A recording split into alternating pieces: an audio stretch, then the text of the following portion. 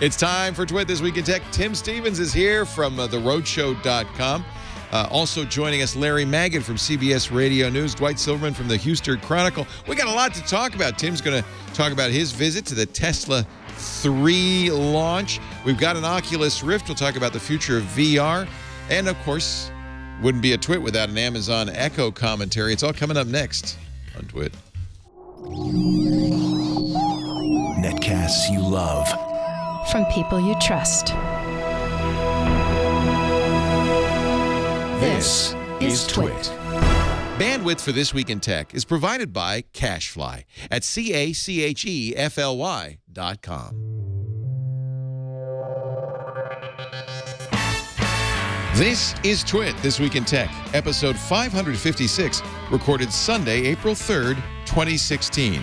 Resuming the love song of Miss Queenie Hennessy. This Week in Tech is brought to you by Squarespace. Squarespace is the simplest way to create a cover page or beautiful website for your portfolio, your blog, your business, or your online store. Enter offer code TWIT to get 10% off. And by Audible.com. Sign up for the Platinum plan and get 2 free books. Go to audible.com/twit2. And don't forget to follow Audible on Twitter. User ID Audible_com. And by FreshBooks, the super simple cloud accounting software that's giving thousands of freelancers and small businesses the tools to save time billing and get paid faster. Try it free at freshbooks.com/twit. And by Wealthfront. Wealthfront is a low-cost automated investment service and the most sophisticated way to invest your money. Whether you've got millions or you're just starting out, visit wealthfront.com/twit and sign up to get your free personalized investment portfolio. That's wealthfront.com/twit. It's time for Twit This Week in Tech, the show where we cover the week's tech news with the best tech journalists in the business. And I always enjoy what I sometimes think of as the old-timer shows. Good old friends of mine who've been covering this business as long as I have. Dwight Silverman from the Houston Chronicle. Always great to see you, Dwight. Good to be here, Leo. You still doing the blog at techblog? I am. Yeah. I am. I'm mostly doing the social media for the Chronicle, but I still write in my blog and love every minute of it. Good. And the link, I love the link roll. That's useful. I follow that. Thank you, Dwight, for doing what you do. Also with us from CBS Radio News. It's important to say news these days. Apparently, Larry Magid is here. He's also at larrysworld.com. Great to see you once again, Larry. Good to see you, Leo. And Dwight, nice to see you. Yeah, good to Dwight, see you again. Right? Hey, I heard you co-wrote a great book about Vista a long time ago.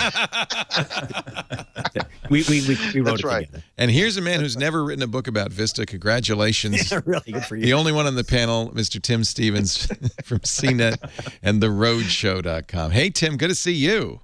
Thank you for having me, Leo. You were at the Tesla Model 3 event, I hear. I was there. It was a late night. Pretty exciting times. I tried to watch it, but the stream kept stopping. I got enough of it to really see the new car. It's a beautiful, on the outside car. And what's interesting to me is instead of the 17-inch panel in portrait mode, it looks like there's a regular smaller screen in horizontal landscape mode. Yeah, 15-inch in landscape mode. That was the big surprise for me too. One of many surprises that we had for the Model 3, but that was probably the biggest. Yeah, a big shift from what we've seen in the Model S and in the Model X, and a big shift for a lot of drivers. There's no dashboard, but I think we'll probably be talking a little bit more about that. That was weird. Yeah, so they didn't show a lot of the interior, but what I saw looked like an extremely, shall I say, clean interior. Right. There's nothing behind the steering wheel except the dashboard itself, which is very low. All the clusters, all the gauges, everything else are built into that 15-inch touchscreen, which sits in between the seats. I don't know if I could get used to that. That's weird. It's definitely probably the most controversial thing that we've heard thus far about the car. But there are a lot of good reasons for it. Probably the main one being cost savings. There are multiple displays on the Model S and Model X. Now on the Model 3, there'll only be that one 15-inch display in the middle that'll give you everything that you need to know. They did move it up and forward, so it is a lot closer to you than the display on the Model S or the Model X. So it is within your field of view. And you could also make the case that if the car is driving itself, which this car will be doing a fair bit of, speed limits are a little bit less of a concern.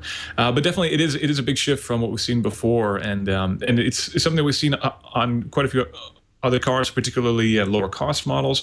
Again, it's a cost savings measure. And as you're looking to launch this car internationally, which Musk definitely wants to do, it'll make that process a lot easier to swap the wheel from left to the right side. Oh, yeah, they do have to do that, don't they? I wonder if there's going to be a HUD, a heads-up display of speed and something, because you don't want to have to look off the road to see that stuff. Right. I wouldn't be surprised if they offer something like that as an option. They weren't really talking options. We asked many times, but they weren't really into talking about extra battery duration or extra performance. Those things will be options, but they didn't really want to talk about what's going to be out there just yet. They still got, about 18 months before they go into production. So a ways to go. But yeah, I wouldn't be surprised if, given all the rather critical feedback in that regard, that they do add something like a heads-up display or something like that. Yeah. So, Tim, that's a pretty common feature on cars these days. There was one thing that I was confused in when I watched the webcast. Will autopilot be an extra cost item? He said the hardware is included, but will the service be free or will you have to pay for it? That remains to be seen. I've definitely heard back and forth on that, and I haven't gotten official confirmation I myself. can weigh in on that one because having been, I've ordered a Model X, it's still undelivered, and so it's all ready, right? So they have autopilot ready, and and then you have to pay money to implement it. Will it be an annual fee, or will it be it's a not one-time on the Model S or X. It's just an extra cost that you add. One time. Okay. One-time cost. Now, there is some additional hardware for some of the things. Ludicrous mode, they have to put in extra hardware and stuff. But it wouldn't. But autopilot's just well, no, it isn't, is it, Tim? Because you have to have cameras too, don't you? Yeah, there have to be cameras built into the car, and there are also the sonar sensors that are built into the bumpers, which also help for parking and that kind of thing, which need to be built in as well. So it's actually probably cheaper for them to build them into every car and then only flip the switch to enable the software than to selectively install that in different cars. But yeah, it definitely seems that this is going to be a very affordable car. It's about half the starting cost of a Model S, so they got to cut corners where they can. Again, the dashboards are one of those things, and if they can upcharge you for software, that's another big one. But ultimately, when it comes to these systems, it's really not the hardware that is the expensive part. It's the development, it's the software, it's the training, it's it's all the stuff that goes into building those systems that's expensive, much more so than putting a couple of cameras and sensors in the car. I guess the question I have is the expensive part. That $35,000 car that I ordered, what's it really going to cost me? Oh, you ordered one, Larry. Yeah. Well, I put down the deposit. Elon tweeted that the average cost will be $42,000 with options. That's quite a bit more than 35. But That is. That's quite Well, it's 20% more. It's not. So, Tim, the inside of it looked to me in the photos that I saw and some of the video, and I understand, by the way, that you could only use a smartphone to take pictures. You couldn't actually use like a real camera. Unfortunately so. And the inside to me looked Spartan and frankly looked a little cheap. And I guess maybe it's the absence of the dashboard, but it reminded me, in terms of design aesthetic, although it looked better than this, it reminded me of a Prius inside. Is that does that fit with what you saw? It's actually very similar to the Model X. The seats are very similar to what you see in the Model X or the Model S, but definitely there's a lot of a difference. The reduction of the dashboard, the removal of all the gauges actually means that the dashboard is a lot lower, and there are no traditional vents in the car either. It's basically like a slit along the top of the dashboard that'll be giving you all the climate stuff. So that actually has a really interesting effect because the dash is so low, you actually are moved a lot further forward in the Model 3 than you are in the S or in the X. So you almost feel like you're sitting over the front axle. It's actually similar to the feeling in the McLaren 650 or 570. Where you feel like you're sitting right up in the nose of the car. You have this great view forward, which is really, really different than your average car, and actually makes the car feel very sporty. I was only in the car for a few minutes, just like everybody else, but that does give it a really interesting feel. It is a very Spartan interior, particularly because there's no roof liner. It's all glass overhead, which is a very interesting thing. Almost all the way to the back, right? Right. It is all the way from the front windscreen all the way back. There is a small seam in the glass, so it's not one continuous piece of glass. It looks to be at least two pieces. But ultimately, other than a structural support that goes over the head of the driver and the passenger and another one a little bit further back, it's basically all wide open, which again makes it feel really, well, it has a bunch of effects, one being that it makes the car feel very wide open and airy. But the other thing is, because of that, there's a lot more headroom than you would normally have. And so they can move the rear seats back, and that gives you more legroom in the rear than you would out of a car of that size normally. I didn't get a chance to get in the back seat, but it looked pretty comfortable back there. So Elon made the point that it's going to meet the 5-star safety rating, but I'm curious, when you're sitting forward, if you have a front-end collision, what impact is that going to have? Actually, because there's no big motor up there that they had to worry about. There's no V6 or something slug in between or ahead of the front seats. That's a big piece of metal that they don't have to worry about. That means they can have better crash protection and crumple zones up there without having to mitigate having a big lump of iron, basically, that they had to do something with in a frontal collision. So I definitely think that it's going to be a bit of work for them, but ultimately, we've seen great results for the Model 3, or excuse me, the Model S and the Model X. So I think we'll see good results there too. I'm a little bit more curious about how this thing's going to do in a rollover with that glass roof, if that shatters, if that's a concern. I mean, it does have the structural support over the top, so I don't think it'll be collapsing. It's like having a roll bar. I mean, but you're not more protected than you would be in a rag top in a convertible, right? I think you would be, because ultimately it's basically like they just ripped the sheet metal off of a traditional car. And you know, there's typically a couple struts going across, but otherwise it's just basically sheet metal and the headliner. So it's basically replacing that with glass, which does give you, again, more headroom. But ultimately, if that shatters, that's going to be a little bit uncomfortable. Yeah. Well, don't roll it. Don't roll it. That's my advice. I'm curious about the insurance costs as well, because the windscreen effectively goes halfway back the roof, and then imagine replacing the you get a ding in your windscreen. Imagine replacing that. It's going to be expensive. The whole roof. Wow. Tim, have you had a chance to drive the Chevy Bolt? And if so, well, that's what I'm interested in. What are your impressions? Because the Bolt is going to be very similar in price, in range, which is, of course, the most important thing in an electric vehicle, over 200 miles. And here sooner. And it's being made by a company that has a track record, a little bit more significant track record than we know. In other words, that when Chevy says we'll have that in the fall, that's likely that they will. Right, and I have had the chance to drive the Chevy Bolt. Actually, I spent more time in a Bolt than in a Model 3 at this point, and they're very, very different cars. People were comparing the two because similar price points and similar ranges, but the Bolt is very much a practical family car. The seats fold down. There's a lot of room in the back. It's a big hatchback. You can throw your dogs in the back there, no problem. The Model 3 is not a hatchback. It's a traditional sedan with a trunk that opens up, much like a Taurus or something like that. So it's not like the Model S or the Model X in that regard. So the Bolt is going to be a much more practical car. It's not anywhere near as quick or as sporty, but it actually is quite fun to drive. Almost all EVs have really great throttle response. They accelerate really quickly, and the Bolt definitely has that as well. It handles quite well too, because the battery pack is down in the floor like in the Model S or in the Model 3, so it doesn't have a lot of body roll there. But ultimately, that's a much more practical car for a lot of people. And again, the prices are going to be very, very similar for the two. But, I'm a little bit wondering about how people are going to feel about charging the Bolt, because that is probably not going to have a level 3 charging. They won't have the supercharger that Tesla's taking great pains to putting everywhere. Right. Tesla and Musk made a big point about doubling the number of superchargers in the world. And those are free, which is interesting. Free. If you're a Tesla owner, you pull up to a supercharger. And how fast does that charge up, say, a 90 kilowatt Tesla? That'll give you about 80% charge in about between 25 and 30 minutes. That's pretty fast. It's pretty solid. Yeah, it won't go to 100%. If you do want to go to 100%, it actually takes a lot longer to go that last 20% or so, just because of the way that they stagger the charging to protect the cells within there. But ultimately, that's really quick. And there is level 3 charging that's available that'll do that for other cars as well. But certainly the network isn't anywhere near as mature as the Tesla supercharger stations are, and it's certainly not free like it is for Tesla. And Tesla's even adding superintendents to some of their charging stations. So, if you get there and it's full of people, you can kind of leave your car there, go off and get some coffee, and when the charge is free, they'll pull your car up for you. Tesla showed I don't know if it was a prototype or a concept of a station where you pull in and it removes your old battery and swaps in a new full battery. Mm-hmm. Is that real, or was that just an idea? Are they going to make those? It was a concept that we've seen a few other companies trying. There was a startup called Better Place that had billions of dollars in funding that completely imploded. Tesla, they designed the Model S with that in mind. I think it's like 17 or 20 bolts to remove the battery pack, and it drops right down. You can pop a new one in there. When they did the Model S, I think they thought that was going to be one of the ways that they might go forward. And I think they did deploy a few battery swap stations in California, but it hasn't taken off yet. It's just something that it doesn't seem like people are willing to pay for a fresher battery pack. Yeah, I think they charge a lot, don't they, for a swap out? Yeah, because you're getting a whole new battery pack, right? Well, you're turning in your old battery, but I think it's an expensive swap.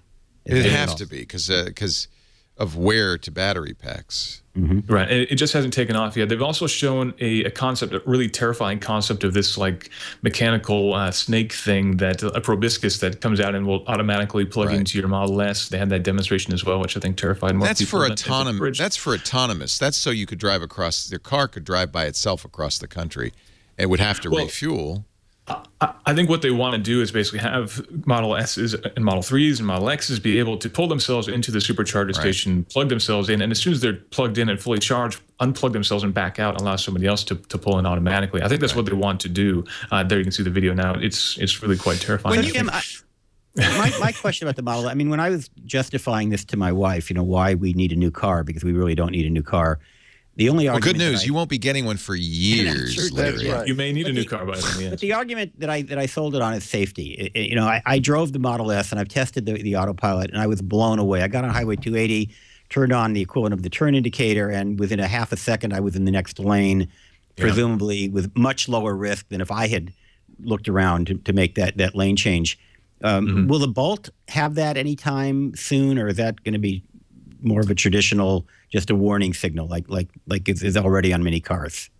It's pretty interesting. There's a big split between the Model 3 and the Bolt when it comes to technology. When it comes to active safety things, autonomous piloting, lane assist, and adaptive cruise, the Model 3 is definitely way ahead in that regard. You can do hands-off up to 80 miles an hour on the highway, change lanes like you mentioned, automatic braking, things like that. The Bolt will have a lot of the emergency safety things like lane departure warnings and things like that, but it won't have the full-on hands-off autonomous cruise that the Model 3 will have. So it won't be that safe in that regard. But when you look at the other side of technology, things like CarPlay, Android Auto, the Bolt will also have Bluetooth Low Energy. You can actually create digital keys for the Bolt and share them with your family. So if your brother or sister wants to borrow the car, you can create a digital key for them that they can install on their phone and start the car up, things like that. The Bolt is really progressive when it comes to the interior technology, the niceties, but it's going to be a little bit behind the Model 3 when it comes to adaptive safety. But then again, the Bolt will have been on the market for about a year by the time the Model 3 comes out, and there's no reason to believe that Chevy wouldn't be adding that kind of technology as well, particularly if consumers are demanding it, which by the end of next year they probably will be. So Elon, of course, the best way to know what's going on about this is to watch Elon's Twitter feed. Incidentally, he tweeted half an hour ago that the Model 3 will be rear-wheel drive only with an optional for all-wheel drive, because to do that they have to put in two motors, front and back. He also mentioned late Saturday that there have been 276,000 it's amazing. pre-orders. That's 276,000 times $1,000. That's almost $30 billion. Yeah, and that's a nice free loan for Tesla, and they can ultimately use all the money they can get right now to keep building out their manufacturing facility and, of course, building that gigafactory that they're building for batteries, which Musk said is the single largest building in terms of square footage in the world, which is pretty impressive. It's this massive white edifice out in the middle of the desert that will be producing more lithium-ion batteries than every other lithium-ion battery factory in the world put together once this thing gets into full swing, assuming it does. And there are, of course, a lot of cynics out there that think that it never will. But ultimately, they need a lot of investment to keep moving that thing forward. And this is, it's a drop in the bucket for them, but it is a really encouraging sign. And, this is, even though this is a mature company and it is a publicly traded company, they're still operating like a startup in a lot of ways. And so, people look at Tesla, they look at the potential as much as they look at the profit and margins and everything else. And when you've got 270-some thousand people willing to pay you $1,000 for the privilege of being in line to buy something, that's a pretty strong vote of confidence from the consumers.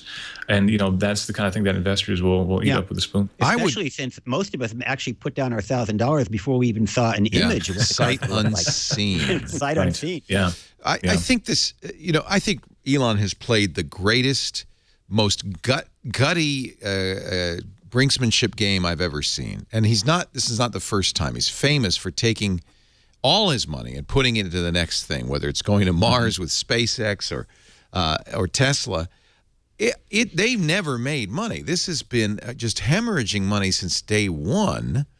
And according to people in the know, like Jason Calacanis, who's an early investor and owner and a friend of Elon's, he said, this is the end game. This is what Elon's been aiming at all along, is an affordable, relatively affordable electric car, because he's not in it to make money. He's not in it to make cars. He's in it to save the world. So he wanted to get there as quickly as he can. And what he did is he bootstrapped his way starting with the Roadster, then the Model S, then the Model X, with very expensive limited interest cars that paid for the next generation and the next generation.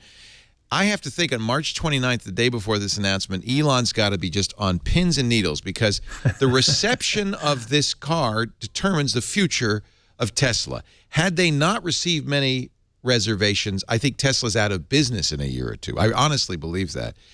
Getting more than 250,000 reservations, it's not merely about the $30 billion. It's about being able to go to investors and say, we're a real company. 250,000 people bought or put a deposit down on this car, sight unseen. Help us build, first of all, the NUMMI plant's capable of a lot more, the factory they own in Fremont. Help us build out the NUMMI plant. Help us build new factories. So what we don't really know is how long it's going to take. Elon basically implied late 2017, early 2018. And, of course, if you're number 272,000, well, they're only making, what, Tim, 50,000 cars a year now. Right, and obviously they want to do multiples of that. I think NUMMI was in the mid 200,000 production per year back in the glory days of GM and Toyota. So, there's every expectation that Tesla could be doing a lot more. And ultimately, the manufacturing of these cars is in a lot of ways more simple than what GM and Toyota were building back in the day. There's, for the motor, there's one moving part famously versus, a V6, which has hundreds of moving parts. That simplifies things greatly. But ultimately, they're only using a fraction of all the factory space that they have there. That it's going to take a lot of money to build all the presses and everything else that they need to really swing into mass production of the Model 3. But like you mentioned, they could not have started with the Model 3 because the margins are just too slim. They would have gone out of business a long time ago. And it's only thanks to the dedication of Musk and the rest of the company, and Musk continually dumping more money back in to keep the company afloat, that they've managed to stay alive this far. But you could tell at the event he was kind of stuttering and stammering. He was very excited to finally show this car to the world. But you could tell this was definitely something that they've been working up to for a very long time. And that was pretty exciting for me to be there, because it felt like being at an Apple keynote, at an old school. Yeah, but even Apple couldn't get people to get in line 5 years before the product was available. Even Apple can't do that. And he also was very good about thanking those who spent 100,000, 80,000, whatever. Yeah, because we funded other models. Yeah, you did. You subsidized. You're subsidizing. But I think everybody who bought a Tesla in the first few years knew that. That it was very clear that, and I remember talking to people like Jason, who has 2 Teslas and has an order for a third, that he knows he's spending to make it possible to get to this much more affordable Tesla. That's the goal.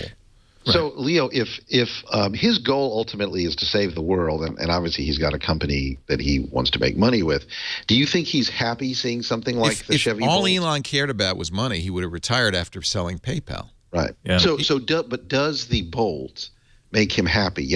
Google supposedly got into Google Fiber in order to speed up internet speeds in the United States, and they've done that. I mean, essentially because of that, both Comcast and AT&T are ramping up their speeds.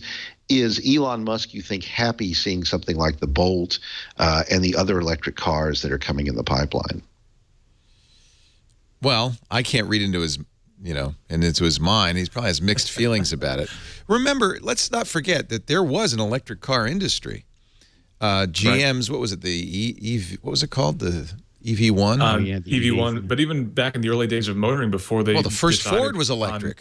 Because gasoline was this kind of byproduct that nobody knew what to do with, and nobody was really thinking of building an engine out of things. So there were steam-powered cars and battery-powered cars. And the first Mercedes-Benz, or the predecessor to Mercedes-Benz, was also battery-powered. So those were, back in the very early days of motoring, there were a lot of EVs. But it just went by the wayside because gasoline was so cheap, nobody knew what to do with the stuff. So they made an engine that burned it, and away everybody went. Yeah, and so we've tried this before and failed. In fact, there's a documentary that purports to say that the oil industry put the EV1 out of business, that it wasn't lack of demand, although I have the feeling that lack of demand was a big part of it. And lack of charging was a big part of it. So Elon's putting superchargers all around is very much addressing that problem. You kind of started talking about that with the Bolt. You may have a 250-mile range, but basically that range is limited by where you can get electricity. Right. And there's definitely been a lot of people asking me, because gas prices are so cheap, do we even need EVs anymore? Yeah, they won't be cheap forever, right? Right. There was a lot of cynicism leading into the Model 3 launch that, this thing's going to be a dud because gas is so cheap. Nobody cares about EVs anymore. It's not about saving money. I don't think. And all the other things we saw and the encouragement that we got out of this event, that's another big thing, that people care about EVs because of more than just cheap gas. Yes, people are excited about this car, not just because it's going to save them money. It's going to cost me more. I'm anticipating, even though I put big solar panels on my roof, it's going to cost me more to charge up that 90 kilowatt hour Model X battery than it would to just, I don't drive that much, but it's going to cost a lot of money. Electricity in California is not cheap. Well, but if you have solar on your roof, aren't you going to be? That's why I put the solar in, right? You're going to be having essentially no carbon footprint if you. But see, that's the point. I may not be saving money, but I will be very happy to know that this driving around I do is not impacting the world, not even through an electrical power plant that I'm generating. So if I decide to bail out on my you get your money back. Tesla, I get my money back. I'm still thinking about the 2016 Prius. I drive a 2010 now, and my gasoline consumption is so low that it's essentially not an issue either financially or that much of an issue in terms of carbon footprint. So, I mean, we do have alternatives to electric vehicles, and what I love about hybrids, of course, is you can drive forever. Let me correct my math, because Dale Poco's done the math for me. So they've taken in $272 million in deposits. The actual costs, the actual revenue, if they sold $42,000 Teslas, that's the average, would be $11.4 billion, not $30 billion. I overestimated it. Although I've seen articles predicting that that'll reach the $30 billion mark before all said and done. Yeah, I wouldn't be surprised. Yeah. I think quite a few people will be spending a lot more than $42,000 on their Model 3. Well, boy, you look at the Model X, it starts at $70,000. Good luck. Good luck getting out the door with that. But incidentally, to answer your question a little bit, and maybe Tim, you can weigh in on this, but how does Tesla feel about, how does Musk feel about the Bolt? In 2014, he opened all his patents, didn't he? And said, you can use any of our patents. I think that's not just lip service. That's saying we want other companies to do this. Right. And he opened the presentation, the launching of the Model 3. He didn't talk about revenue. He didn't talk about technology, about beautiful design. He talked about emissions and carbon dioxide and global warming. And so that's, his end game is really to help the environment, to help the planet. And if you talk to most of the players who are just now getting into the EV game, most of them say that, the introduction of any new big boat raises the tide for everybody. So everybody gets lifted up by the inclusion of more EVs on the market.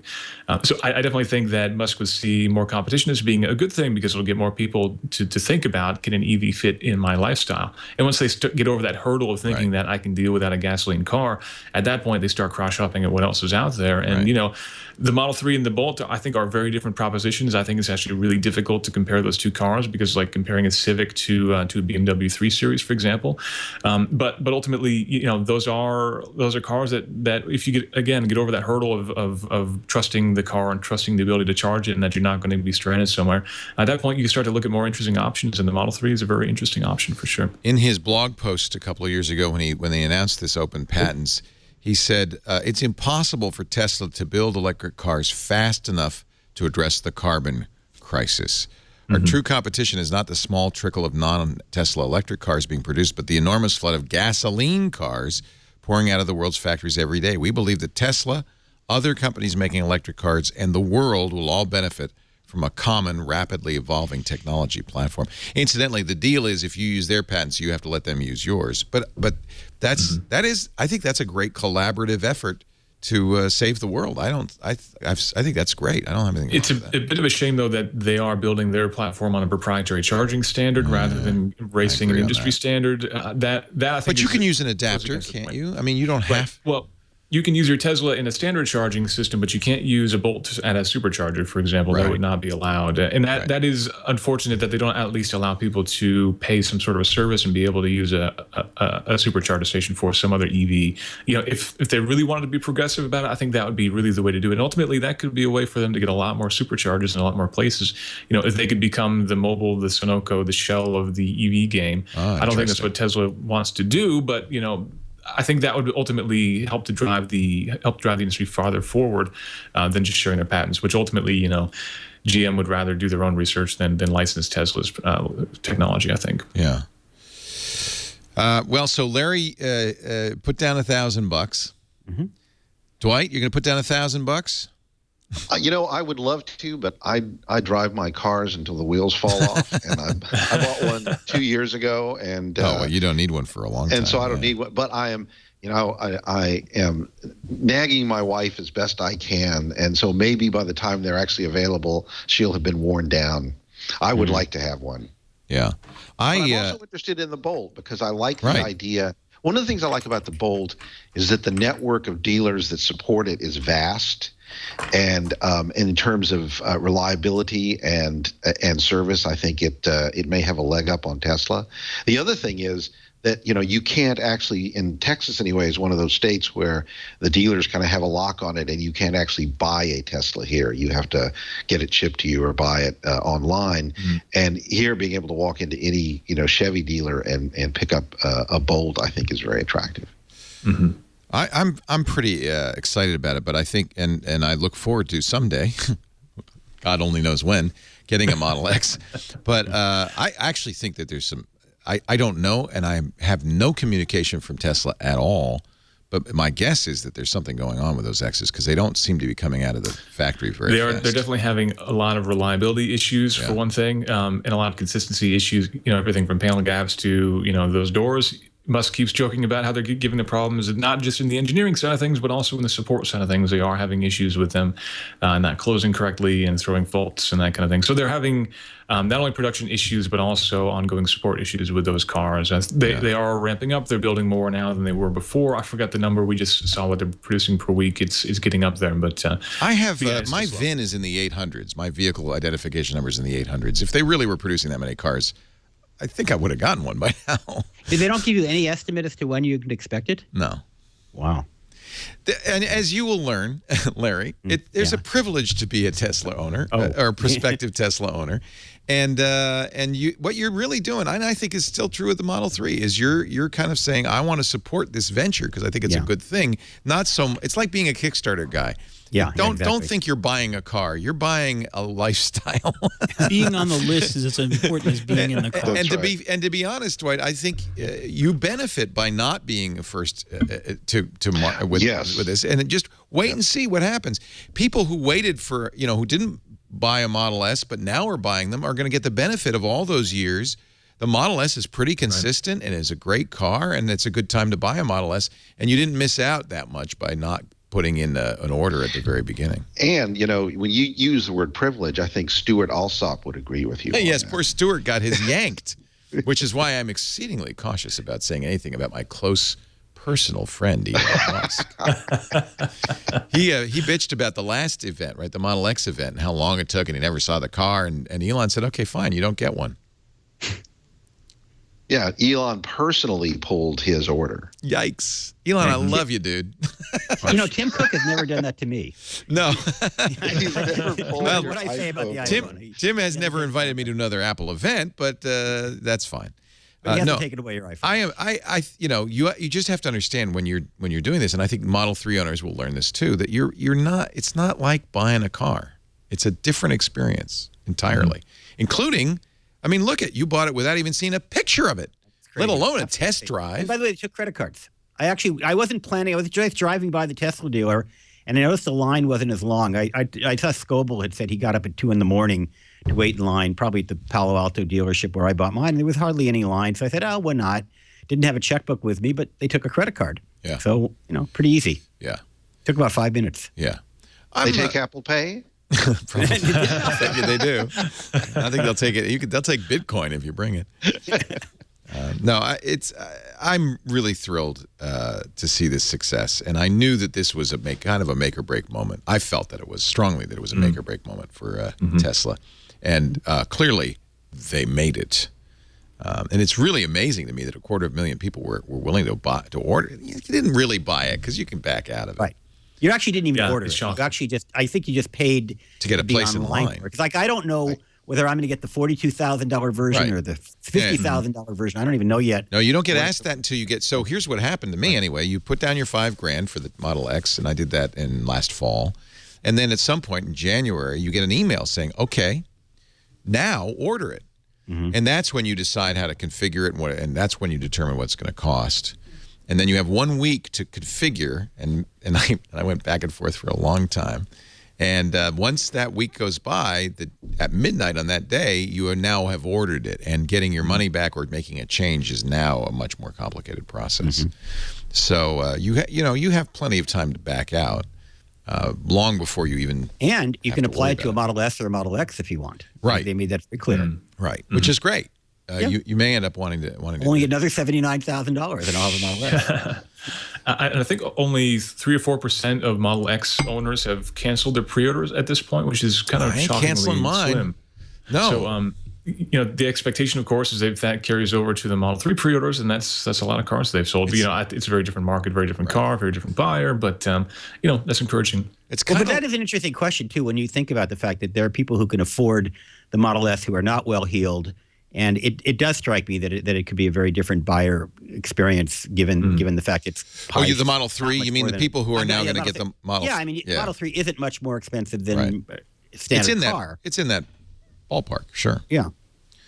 And there may be more backlash. I bet not, though. I mean, anybody who's going to order this without having seen it is pretty much in the club, I would think. In the bleeding edge. Bleeding edge of technology. Drinking the Kool-Aid. Well, Tim, why don't you have you live in the frozen north, so an electric car is actually a bad choice for somebody in the upper New York State. A bit of a bad choice for me. Driving into the city is a bit of a challenge, and there aren't a lot of chargers up here around Albany where I live. But my wife, where she works, actually has EV charging stations, so she's definitely looking to get either a plug-in hybrid, or she had been planning on getting an Audi A3 e-tron, but she went ahead and plunked $1,000 for the Model 3. So I think she's going to wait a little bit longer and see when that comes out. But she's been talking about getting a plug-in hybrid. Being up here out in the country a little bit more, charging stations are harder to come by. So, going into work and back is one thing, but, you don't necessarily want a car that you can only get to work and back in. So I think right now for us, a plug-in hybrid makes more sense. But a year from now, who knows? So she went ahead and hedged a bet and put $1,000 down, and we'll see how things look in a year from now. Tim, you might be able to answer a question that my local Toyota dealer can't answer. Is there going to be a 2016 Prius plug-in? Because I haven't seen one yet. Yes, there will be. They just announced those. They look great, the too. premiere at the New York Auto Show, which was just this past week, actually. It's called the Prius Prime. And it's interesting. The last generation Prius did have a plug-in, but Toyota never really marketed it. They never tried to sell it, and they sold very few of the things. But with the new Prius, they actually gave it not a full redesign, but they put a new nose in the front and a new tail on the back, and it looks a heck of a lot better than the current new Prius, which I don't think I've heard anybody say looks very nice. The Prius Prime doesn't look great, but it is a big step forward. But they didn't give us a price on it, but it will be 22 miles on a charge before it switches over to gasoline. And they're estimating 120 miles per gallon, which is pretty great. So I think they'll sell a lot more with the Prius Prime than they did. 22 miles is a little bit of a disappointment. If you look at things like the C-Max plug-in or quite a few other plug-ins that go closer to 30 miles on a charge, but again, 120 miles per gallon, you can't complain about that too much. Look at the Prius Prime dashboard, which seems very reminiscent of some other dashboard I might have seen. An 11-inch Did they give a hint as to what they're going to cost? Yeah. They did not give us any pricing, unfortunately. And unfortunately, that crazy dashboard is an option, so you'll have to pay a little extra to get that. But it will have Android Auto and CarPlay built in, unless of other great technology too. Good. That's the car I want right there. That's important. That's a nice car. I drove the 2016. I like the ride. It's much smoother than my 2010. It's a big improvement, yeah. But I hate the fact it doesn't support Android Auto or Apple Play. Well, there you go. This is the Prius Prime, yeah. Yeah, Toyota's bringing that out pretty much across their line, which is encouraging. Android Auto and CarPlay are coming to a lot of cars, and Toyota's definitely making a big push there. So it'll be on there. But again, they haven't said how much we'll have to pay to get the extra batteries for the plug-in version. I'm guessing somewhere in the $3,000 to $5,000 extra range, maybe a bit more. But we'll see. Yikes. What's interesting is I see chargers everywhere here in Houston. They're in office buildings. They're at grocery stores. HEB. Are they rarely occupied, or are they? They are often occupied. Yeah. But this is funny. In the apartment complex I moved in 2 years ago into a very high-end. We sold our townhouse. I moved into a very nice high-end apartment complex, and it had 2 electric car chargers, and they were never used. And about a month ago, they took them out. Oh no. They pulled them out. That I don't get. Why pull it out? Well, because the parking was at a premium, and people were parking there anyway who didn't have electric cars, so they just went. We have 3 chargers in our parking garage next door, but the thing that put me over the top with the Model X was a supercharger in Petaluma. That's great. So, but my feeling is, yeah, you see chargers, but as soon as everybody gets electric cars, there's not going to be enough of those. So we're going to be fighting over getting to the charger. Right.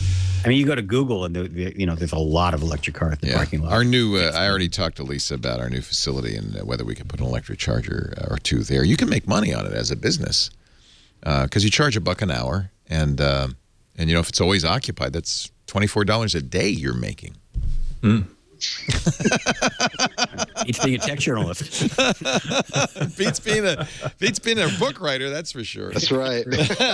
Let's take a break. We'll come back with more. Hey, we got a great panel. Dwight Silverman from the Houston Chronicle, Larry Magid from CBS Radio News, and from CNET's brand new Road Show at theroadshow.com, Tim Stevens. Three of my favorite people. Our show today brought to you by my new blog host. New, not that new. I've been using them for a while, but talking about them for even longer. And I have to say, I love Squarespace. The best hosting, the best designs, the best technology to make it easy to create a unique website that reflects you and your profession, your business, or your personal tastes.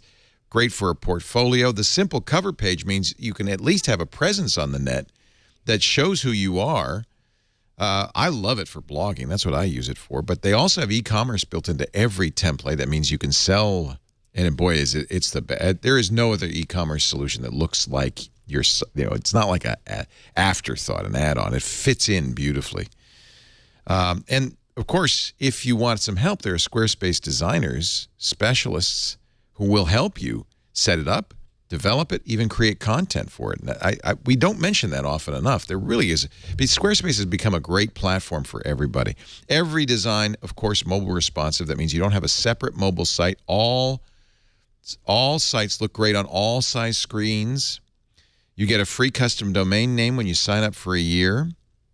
Some new templates. If you haven't been there in a while, go to squarespace.com, click the Get Started button, and try the new templates. There's a grid-style landing page. I'm going to move my site over to that.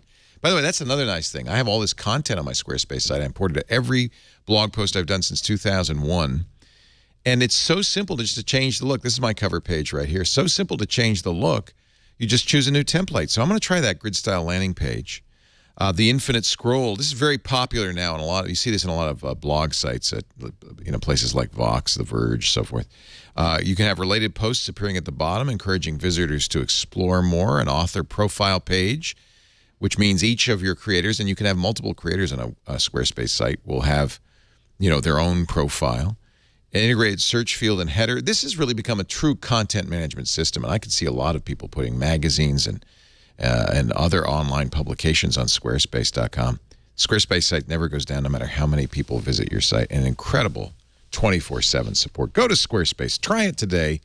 But if you do decide to buy, all I ask, use the offer code TWIT, TWIT, and that way you'll get 10% off your first purchase, which means what you should do is, get the year or more and, really take advantage of that 10% right now. Squarespace.com. I pay it a year at a time. I know I just love it. It's been a revelation to me. Let's talk encryption. The FBI decided to drop their case entirely. They said, hey, guess what? It worked. We got in the phone. So thanks anyway, Apple. We'll see you later. And now we hear, BuzzFeed tells us, that law enforcement around the country is getting messages from the FBI saying, hey, you got any iPhones you want unlocked? We can help. We can do it. We got it. We have the means, which kind of indicates to me that Apple ain't going to hear it anytime soon what the security flaw is that the FBI has found. There is a whole process that federal law enforcement, a whole decision process federal law enforcement can go through about whether or not to reveal exploits. Now, of course, in general, it's considered ethically right if you discover a flaw, a security flaw, to report it to the company so they can fix it. Mm-hmm. On the other hand, I completely understand the FBI's point of view. Hey, we found a way in. We don't have to go back to court. Let's just keep this to ourselves.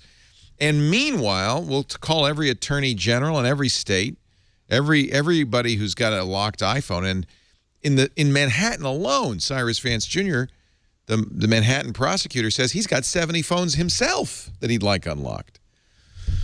So I imagine that that's it, that Apple's not going to learn about it. Is that a bad thing? Should the FBI keep it to itself? Well, I think this is comeuppance for Apple because they defied the IBM and dragged that out for so long. It's basically, now that we know, we'll show you, and this is karma. Well, first of all, Apple, you realize that they can continue to improve their encryption. Now, not knowing exactly how the FBI broke in might be a bit of a hindrance to fix that particular flaw, but Apple is going to continue to improve their encryption. And it was hard for me to judge who won or lost this particular skirmish. On one hand, Apple was able to get off the hot seat, right? The FBI essentially dropped the case, and that's arguably good for Apple. But on the other hand, as you pointed out, it did expose a flaw in Apple's security, which is a problem for Apple. So I think it's a little bit of a draw as to what Apple comes out of this thing, but they were able to essentially take the upper hand. I don't know if they won the PR battle, but they certainly got momentum on their side. By the time the FBI had made that announcement, the polls were beginning to shift towards Apple. CBS News, New York Times had done a poll just right before that, and I think it was close to 50-50, whereas at the earlier polls, it was much more in favor of the FBI. So I think the FBI, in a sense, miscalculated the public's reaction to this whole thing, and they got themselves a great out once they announced that they found a way to do it without Apple's help. If the FBI, if we could guarantee that only the FBI would ever know how to do this, I wouldn't have a problem with it. I mean, I don't have a problem with law enforcement having access to phones with the appropriate court orders and all that. I mean, I know there are a lot of people who do. They don't trust the government. They don't trust the process. They don't trust secret courts, and I understand that. But given that we live in a nation of laws, I don't have a problem with that. But I do have an issue because, as we've learned time and time again, these exploits rarely stay secret.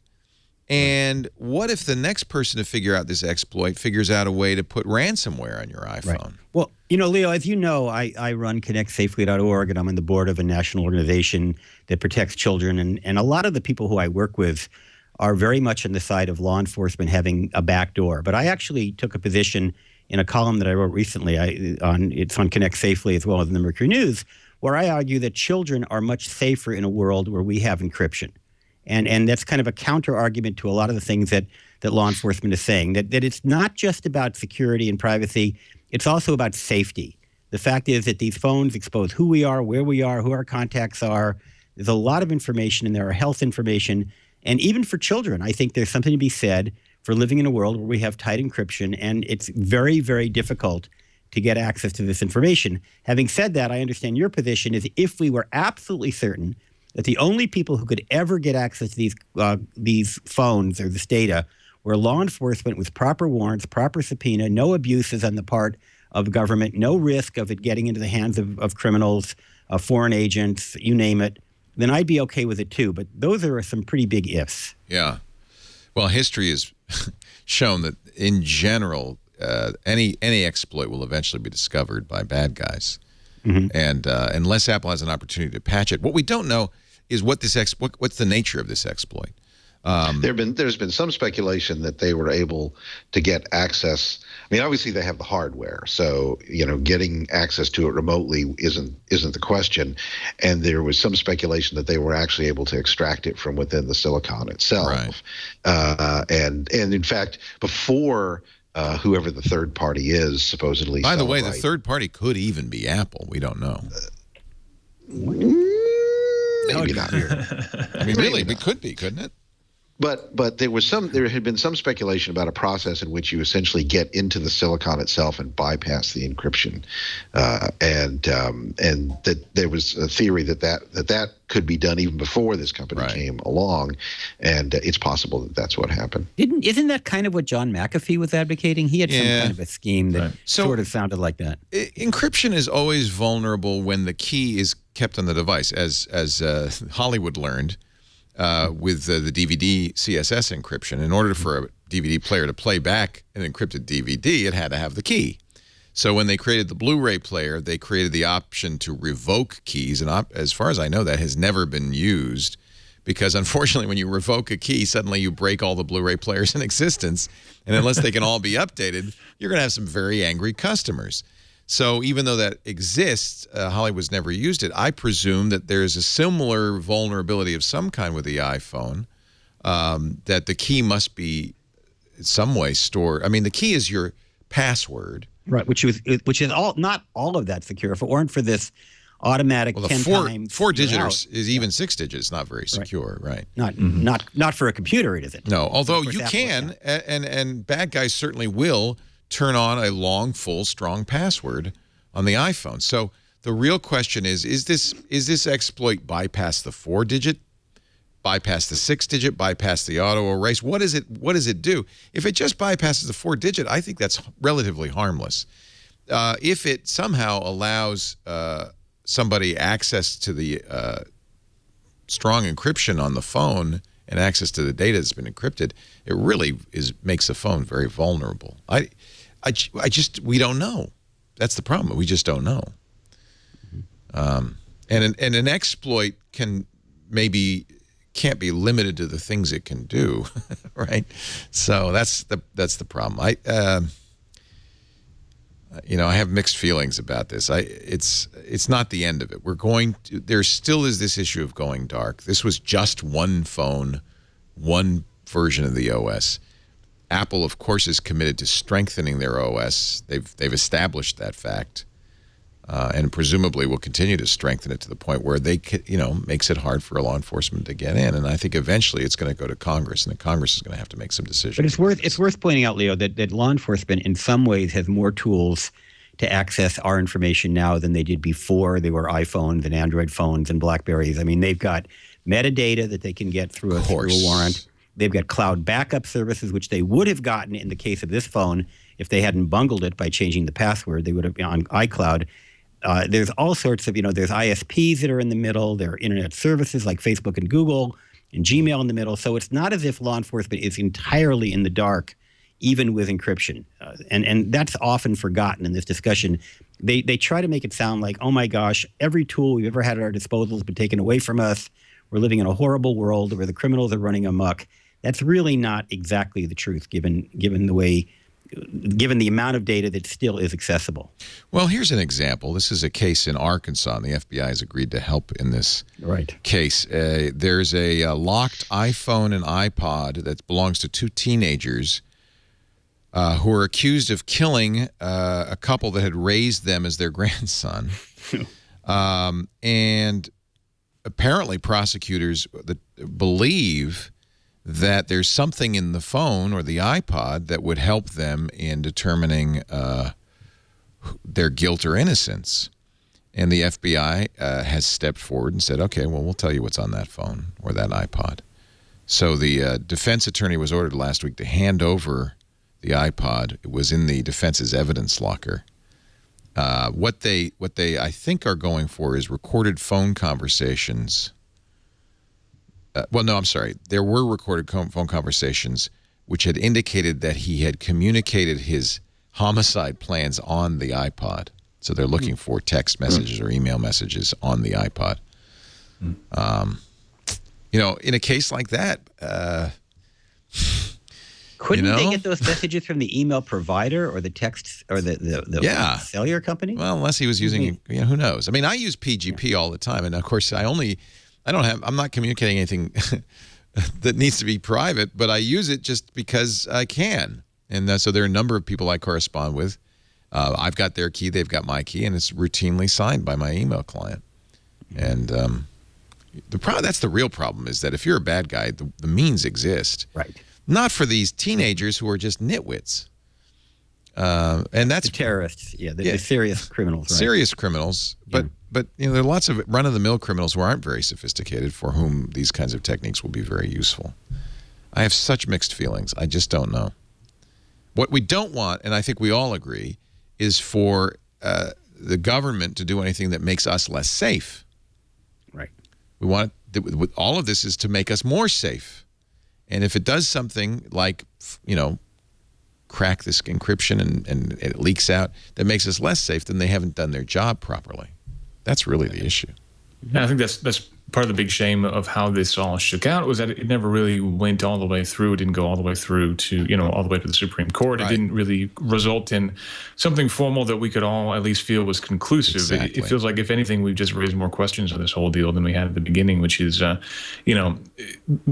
government got what they wanted ultimately, or the FBI at least got what they wanted out of the deal. Apple did not get what they wanted, which was some sort of guarantee for privacy. And certainly a lot of consumers did not get what they wanted, which was an answer. What is the legality of this procedure? And that, means that ultimately the ball just got kicked further down the field. And I'm sure we're going to come to this sort of situation again in the not too distant future, and we'll go through it all over again.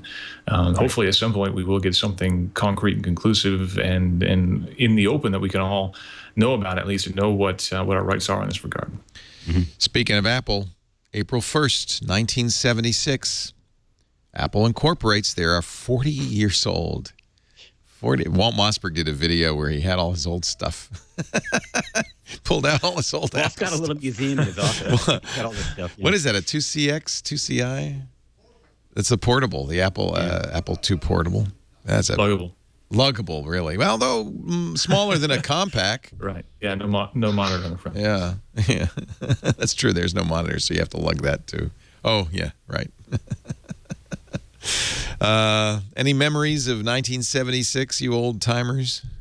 Well, I was a mainframe jockey in 1976. Really? I did get an Apple II in 1979, I think. Wow. And it was absolutely mind-boggling to have this machine that I could afford to buy, that I could actually carry around if I needed. I wasn't portable, but I moved from Massachusetts to California, and I put it in the back of my car, and I didn't need a moving van. And it was life-changing. I mean, it literally changed. In fact, it changed my career. I was getting a doctorate in education, which I actually wound up getting, and I haven't had a job in education ever because I was so excited about the Apple II that I wound up becoming a technology writer instead of a college professor. But it was just amazing. And to see how Apple was able to reinvent itself so many times and bring itself literally from the verge of extinction before Steve Jobs came back, I think it was in 1997, if I don't recall, and turned itself into a consumer electronics company, is really a remarkable story that will be remembered. I think as long as we remember businesses, this will be remembered as an amazing company. Kind of fun. Regis McKenna, who was the genius PR guy who helped Apple get on the map, and not just Apple, Intel and many others get on the map, has released some of his notebooks from those early days. First revelation is that Regis McKenna apparently owned a rubber stamp that said, "Return to Regis McKenna himself." Which is a bizarre rubber stamp to make, but okay. And in these notebooks, fascinating stuff. I mean, I guess this was his MO. This is how he operated. And so he would take notes, copious notes. Here's a note from a meeting in 1972 with Intel. What is a microcomputer? How do you use it? Typical applications. He's helping them figure out how to create ads like this. How to use, this is 1973. What is a microcomputer? What does it do? How to use it? McKenna was an absolute genius, and hiring him was a brilliant, brilliant move. He met with Jobs when he was 21 in 1976. Woz was 25. Took copious notes. Here's a letter from Regis dated June 22nd, 1976, just a couple of months after incorporation. I met with Steve Jobs at Apple last Thursday in his garage. And then Steve visited our office. He is 21. Along with a 25-year-old partner, Steve has designed, manufactured, and is marketing a microprocessor system, the Apple I computer. His first ad is attached. It will appear in Interface. Remember that? Interface magazine? Absolutely. In July. This is just great stuff. Really, this Fast Company had the article. Yeah, Harry McCracken, I think, wrote that. Of course, Harry probably kept all of this stuff. Harry's the greatest. Harry has become our archivist. Yeah. He's a walking museum in terms of his knowledge. Thank you, Harry. Yeah. This is a great article. And thank you for reminding me that this is, I could give credit to Harry. And by the way, that first Apple, I think my Apple II, when I finally got it decked out, I bought it with a cassette player at first because I wanted to save money. And then the next day I went and bought myself a floppy disk drive because it was obviously needed it. And then I had to buy a 80-column card because I wanted to use it for serious word processing. and I had to buy a card that allowed me to go uppercase and lowercase because the original Apple II was only uppercase letters. So by the time I fully decked out the machine to the point where it's actually usable, I'm going to want to say almost $3,000. Yeah. I think it was about $3,000 for the whole thing. Which for a long time was the typical price of a computer you could actually $2,500 was the number, right? The computer you want is $2,500. We used to say that. Now it's $200. Yeah, really. Or and remember, this $5,000. This was $3,000, $1981. You're right. I have to do the math. That was money when it was real money. Yeah, exactly. Yeah.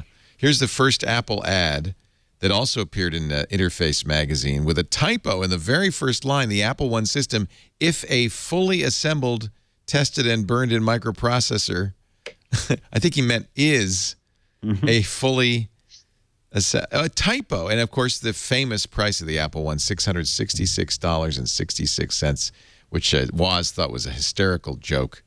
And it includes, get this, 4 kilobytes of RAM. Wow. Wow. Nice stuff. And there's Ron Wayne's very famous, beautiful illustration of Sir Isaac Newton. It was too complicated to end up using as the Apple logo. It was the first Apple company logo. Ron Wayne only lasted 2 weeks before he said, "Oh, you guys are scaring me. I got to get out of here. You could get sued and I'd be left with, as the only guy who has anything, I'd be left with nothing." I interviewed Ron Wayne on Triangulation a few months ago, and a great guy who never regretted bailing out of Apple, even though he'd be a multi-billionaire at this point. Really, did Harry go to Regis McKenna and say, can we copy your notebooks? How did he get these? They're just great. And well worth reading. You can click on them to blow them up. Really a fun story. Look at that picture. That's a great picture. There's Regis and Steve in early 1980s. Really, really great stuff. Really a contrast in styles, too, in that picture. Well, yeah, Steve was a barefoot hippie. That's right. And smelly barefoot hippie. Smelly barefoot hippie, and Regis was a button-down guy. But I think Steve was aspired to be what Regis was, I think, and learned. One thing Steve Jobs was a sponge. He learned from everybody he was around. I think he learned a lot from Regis because Steve became probably the best marketer of our time. What was also amazing about Apple, and I have to say to some extent they've continued this tradition up through the iPhone and the iPad, is creating technology that's actually easy to use. I mean, the Apple II, compared to what preceded it, was so much easier to use than anything. Well, you could argue the Radio Shack Model 1 was comparable, but it really was a breakthrough time. And then, of course, the Macintosh, which came out in '84, was another breakthrough product. And the same could be said, I think, for the iPhone, when compared to a BlackBerry. So they've had a good track record. Whether they'll continue that at this point is anybody's guess. Yeah, it feels like, maybe not, but it feels like they've reached kind of the end of the innovation line, and they're now more evolutionary. Certainly, it feels that to me. I mean, given the fact that, okay, great, we now have a new 4-inch iPhone. That's the great innovation of 2016 so far. and a shrunk down iPad Pro. Although I bought the iPad Pro, and the iPad Pro itself was too big for me. But the 9.7-inch iPad Pro, even with its little keyboard, is exactly what I wanted. I could carry it around with me in my backpack and have it at all times. And it's actually kind of an interesting, but it's purely evolutionary, if even that. Yeah. I don't think that Apple, while Apple stuff is probably simpler. Try to find a setting in Windows 10 versus OS 10, it's usually a little easier. But I think when you look at some of the things that they have done in the last 3 or 4 years with iOS, it is so much more complicated and things seem so much more random. Yeah. Hand an iPhone to somebody and tell them, how do you do this if they're not familiar with it? And at the early iPhones, you could figure it out pretty quickly, but you have a lot of puzzlement, I think, now. It's much more complex, and they haven't figured out, I think, how to mask that complexity with a simpler interface. They made, I think, a little mistake in iOS. When the Apple or the Macintosh first came out, and by the way, if you're an Apple historian or Apple fan, tomorrow on Triangulation, Bill Atkinson will be in studio with us. Oh, wow. The guy who wrote the ROMs for the original Macintosh, invented QuickDraw, which was a brilliant bit of code, and Mac Paint and Mac Draw. But in those days, one of the things Apple did right was they had a very detailed, specific manual for programmers on the Apple user interface, and this is how it must be done. This is the right way to do it. And one of the things they had, one of the tenets that I really took to heart at the time, having read their interface guidelines, was something they called monotony. There should be one and only one way to do anything, because the human brain learns that pathway. You don't want multiple pathways. It's too confusing. There are a lot. That's why the one-button mouse for so long. There were a lot of things that Apple did right. When iOS came out, they didn't do the same user interface guidelines. And as a result, and I think this is really where the confusion lies, if you're using Apple stuff, you can kind of figure it out. But every app has a different UI. And there's no standard for how you do things. And try to figure it out. The settings sometimes are in the app, sometimes they're in the settings for the phone itself. Yeah. It's funny you say that, because I actually find Android in some ways easier to use, which is ironic, right? Because Google has some much more strict consistency. Yes, much more strict UI guidelines. Yeah. I'm an Android fan, frankly. I think Google's been more willing to rethink the operating system as well than Apple. Apple seems very, very tied to this idea that iOS is very simple.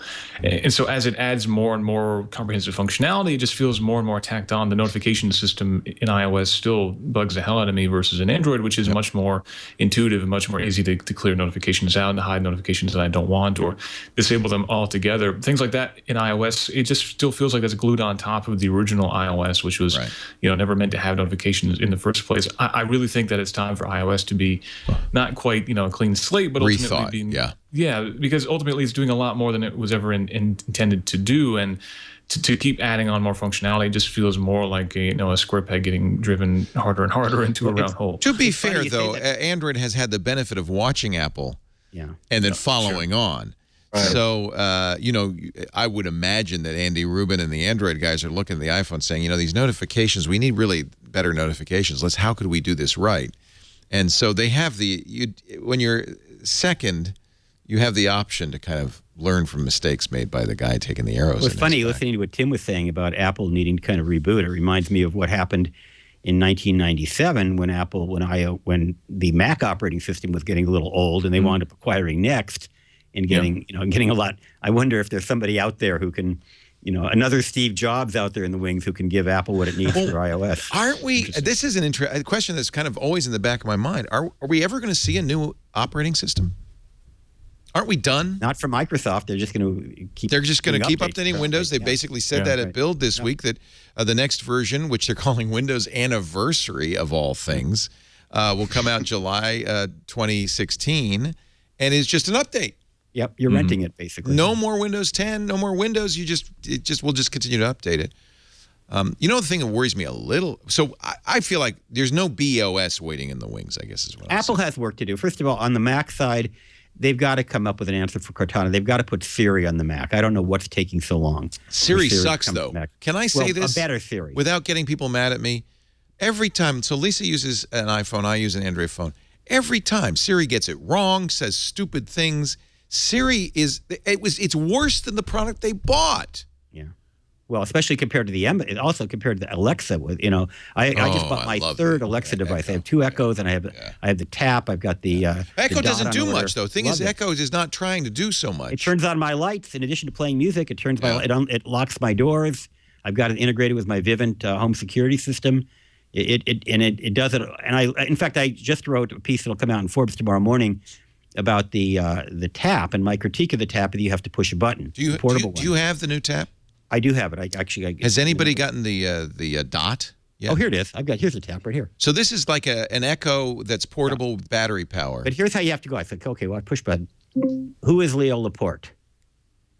Leo Gordon Laporte is an American technology broadcaster, author, and entrepreneur. How's the speaker in that? It's not as good? It's actually pretty good. Is it? It's actually not quite as good as the bigger Echo, but it's very close. But the problem is, first of all, there was a little jack in here that I was hoping was a headphone jack. Yeah. But it's audio input, which is completely useless. Why would you do that? No audio output. That's not the speaker I want. Right. And you've got to push this button, which means you can't say, Alexa, what time is it? Like I can with from the across Echo. the room. I think from the next room. I do it from my. I talk to my Echo in my living room, in my kitchen, when I'm watching TV in the living room, I just shout. We have something like that. It's called Google or Siri or, I mean, Cortana. We don't need something where you push a button. We want our house to listen to us and respond without pushing any button. And our car. I want a car version of this. I want to be driving my Tesla and just telling it what I want to listen to. So That's I can coming. say, that's coming. play BMW Ford KCBS will work on it. News. So if you look at the app for Alexa on the iPhone, I presume there's one for Android. There you is, look at the app, there is in there a history of the questions you have asked in audio, so you can actually hear yourself. And you can rate it. You can rate how well it did it. That's right. Responded. But the other thing is that it is always listening to you. That's and scary. listening for its trigger word. Right. And we were talking about encryption and the police and having access to that. If it's always listening. No. You're misunderstanding that, because the only audio you have here is the audio after you said the trigger word.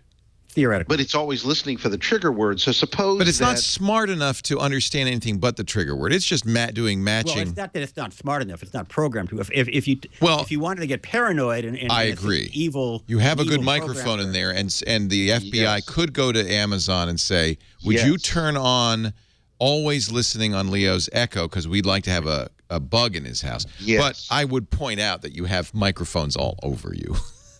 Your phone has the same microphone, right? Yeah. So except there's no guarantee that the phone is always listening, because you could turn that off. If someone knows you have an Amazon Echo in your home, it is always listening, and you can't turn that off. No, you can turn it off. There's an on. No, you can totally. You can unplug it just as you could turn your phone off. But I mean, if you're using it, if it is well, it's the same thing with your phone. I mean, if somebody could, I'm pretty much sure that Google could send a signal down to my phone or put some software on my phone that would automatically turn the microphone on and have it on, and the camera on and have it on. It is on. You go to the home screen of your Android phone and say, "Okay, Google." Yeah, I know. It will respond. But don't confuse. So here's the difference. Always listening is not the same as sending it back to the home office. Right. So I don't care if it's always listening, because all it's doing is churning through the voice pattern to see if it matches the voice pattern of okay, you know who. Right, and I'm not talking But I about worry about it sending it back to the home office, and that it does not do, and although theoretically it could if right. It could. And to clarify something, something, looking at what the FBI did with Apple, going to Apple and saying, "Build us an OS that lets us get in." They could easily do that with other companies. Yes. Including and may have done that. And may have done it with Amazon, yes. A number of companies started doing warrant canaries. Apple did one, and Reddit did one, where they say, to this date, no, we have received no national security letters to reveal information about Redditors, except that, and the theory of that is, as long as you see that in their transparency report, that's true. It disappeared this week. So that's a warrant canary, the absence of which means we now know Reddit has received a national security letter. So I love warrant canaries, but we know that this stuff's going on all the time, that companies that receive NSLs are forbidden in many cases from revealing that publicly, which is why they resort to things like warrant canaries. Could very well be Amazon is already turning on echoes for people in their houses. We don't know. We will never know because of the way our secret courts work, which is a shame and a travesty. See, that's what one of Amazon, remember, they took encryption out of their tablets and they put it back in. Remember, they had a big reaction when they temporarily announced that they were removing encryption, and they put it back. And part of the reason they put it back, I think, is because people were concerned, even though it had nothing to do with the Echo. I think there was a bit of a backlash, given that Amazon is in the business of creating devices that are constantly listening to us, or able to constantly listen to us. You know what worries me about Apple is that they released a very minor evolutionary, and with some fanfare, evolutionary upgrade of the iPhone and the iPad, and said nothing about updating their long overdue computer systems. They haven't put Skylake in, for instance, the latest Intel processors, even though most Windows PCs now are available in Skylake. Or touchscreens. Or touchscreens. Yeah. And I'm scared because I really like using Apple's products. And they better watch out. You know why? We're going to take a break and come back and talk about the bash prompt coming to Windows 10. It's the year of the Linux desktop. It's finally here. Yep. Our show today brought to you by something that you should be listening to. Audible.com, the best audio bookstore in the world. Well more now than 200,000 audio books, fiction, nonfiction, periodicals, performances, lectures. I love the great courses. Audible has them all. And if you subscribe, you've got plenty of content that you can put on your phone or your tablet. You can put I love it with my Amazon Echo. I say, listen to my book. It starts reading to me. This is a revolution in audio. And we've got a special offer for you. If you haven't tried Audible yet, we've got 2 free books for you. All you have to do, you're going to be signing up for the Platinum plan. That sounds good. Is go to audible.com/twit, the number 2. Audible.com/twit2.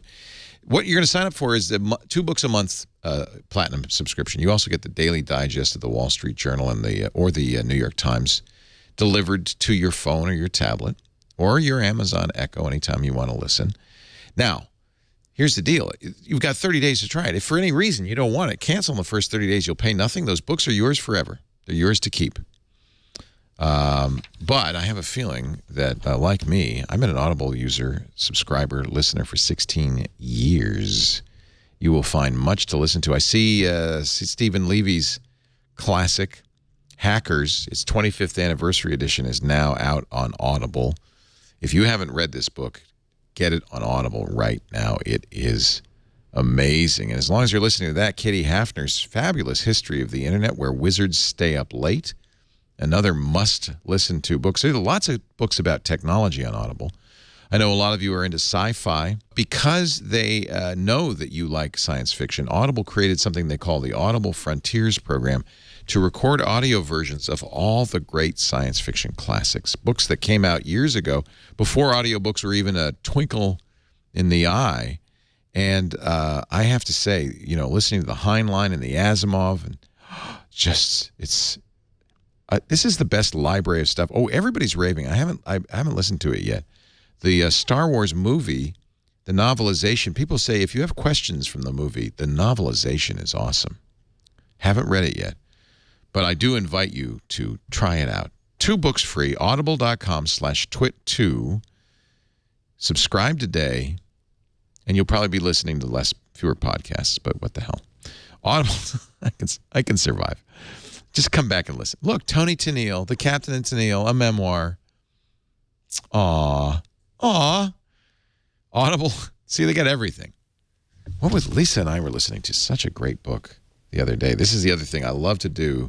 My wife and I like to listen to Audible books together. Let me go. How I know what we were listening to, because we were listening on the Alexa. I can look at the Alexa history here and see what it was. It was a great story. We love using the Echo for Audible. Isn't that cute? Just listening as a couple. It's instead of watching TV. Oh, this is it. The Prettiest One. It's a new thriller by James Hankins. Ooh, it's so good. Yeah, it's fun to listen together. Sometimes we'll get in bed and we'll just listen to an Audible book on our Echo. Is Amazon listening to you as well at the same time? If it wants to, it's more than welcome. Yeah. The snoring is going to go on all night, Audible. Echo. You might as well just audible.com/twit and the number 2. 2 free books waiting for you. And I love it because every book I've ever bought on Audible is in my library. So I go back often and listen to some of the classics that I bought, in 2001 or 2002. Having a great time on Twit this afternoon. Tim Stevens from The Road Show at theroadshow.com. That's the new... how many episodes do you have now under your belt? We've done, I think, about 6 high-end videos and a ton of reviews on some other good stuff as well. If you want to know about the Model 3, that's where you'll find Tim's great review. And he talks about the event, lots of information, but also the Bolt. Also, your favorite automotive pranks from April Fools. Yeah, we had a lot this year, and a couple that were not April Fool's jokes, but should have been. This is Honda's emoji license plates. I would like an emoji. I think it's just a matter of time. We have emoji license plates in California, right? We have a few different symbols you can use. Symbols, yeah. Those are kind of... Do the cops write those down if they give you a ticket? That's a really good question. What do they write? They must have some sort of code. Happy face, smiley face, 365.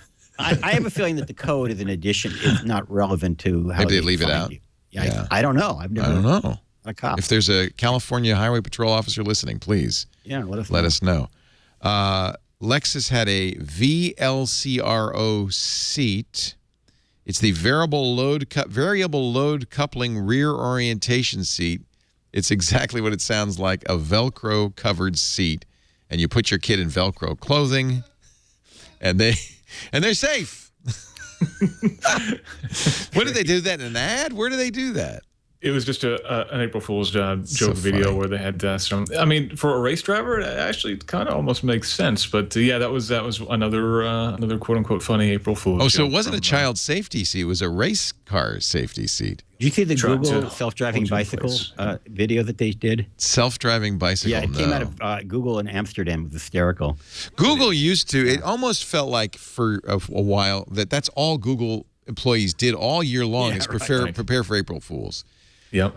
That, I think, is changing. They haven't been doing as many. And after their mic drop April Fool's Gmail prank, I don't think they're going to be doing a lot more. Yeah. Which would be okay. It seems like they went overboard a little bit. Yeah. I think they've been going overboard a little bit with the Google logos every day, too, in my humble opinion. But yeah, this one blew up in their faces a little bit, so maybe they'll rethink things. So I couldn't figure it out. What was funny about it? So what did I miss? So we didn't see it on the West Coast because it was so horrifically a failure that they killed it before we woke up. But maybe you saw it, Tim. What happened? Basically, there was a button in Gmail that you could click to add a GIF of one of the Despicable Me helper dudes dropping the mic and turning away, and that would be basically be your email, and that would be it. And it was really easy to click that instead of the send button. And so someone mocked up an email in which they were, replying their condolences about someone's death, I believe it was, and they clicked that button incorrectly, and so it was a mic drop GIF, which is not exactly a nice. Well, it was easy to, as you can see if you're watching the video, the way Google's always done it on Gmail, you have a send button, and then to its right, a send and archive button. They replaced the send and archive button with a send and mic drop, but it doesn't say mic drop. It just has a kind of a obscure icon of what is obviously, once you know, dropping microphone. Right. Many people who are in the habit of hitting send and archive just hit it. So two bad things happen. First, your serious email has a minion in it with an animated GIF with a minion dropping a mic. But I didn't experience this, but apparently you could also not respond to that email. It basically prevented replies, or you would never see the response because it's a mic drop, right? I'm done. I've said everything I'm going to say. And there was a bug where if it didn't go through and you sent another email after that, that email would have the mic drop. Oh my God. And so there were some emails that went out with the mic drop that weren't supposed to have them. Terrible. April Fools on the internet, was kind of funny for a while, but so often the jokes don't work, and they're just more annoying than funny. And it's that old line about dying is easy, comedy is hard. Yeah. And it's just, I can do without it at this point. Did you guys get a memo telling you not to fall for April Fool's jokes that people would? Did CBS send that out? Yeah, apparently. Something went around the newsroom, just basically. Just a reminder. Watch it if somebody pitches a story. Boris is getting like a half a dozen pitches from random PR agencies saying, hey, look at this hilarious April Fool's joke that my company is going to be doing tomorrow. I'll give you the information under embargo if you'd like to write about it. It's like, no, I don't want to write about your April Fool's joke. In fact, I want you to take me off of whatever list that you found. Stop now. Some wag said April Fool's is the only day of the year where people don't believe everything they read on the internet. I kind of like the Google cardboard plastic prank, though. Did you see this one? This was just a video, and it's a new VR helmet that is lightweight, immersive, because it gives you real reality. It's just clear plastic and everything. It's waterproof, 360-degree sound, works with all apps. Okay, this was kind of funny. Yeah, kind of funny. Analog clock, which is a wristwatch. All right, but enough April. We managed to survive April 1st one more time. Thank goodness. We did get and this is no prank. Oh, by the way, I forgot to point this out. Larry, you put your review of the original Macintosh, the LA Times review of the original Macintosh. Yeah, show the yellow screen. That's hysterical. Dwight, you'll recognize what that looks like. An old yellow newspaper. Newspaper does not last very long. It's not designed to. It yellows. But it's nice that you still have this, and even nicer still that you saw it as a winner.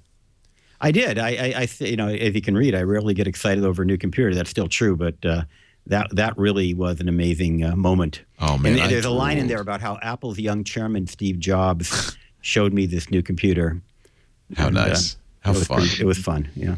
The first time I saw Apple's Mac, young chairman, blames the company, right? Yeah.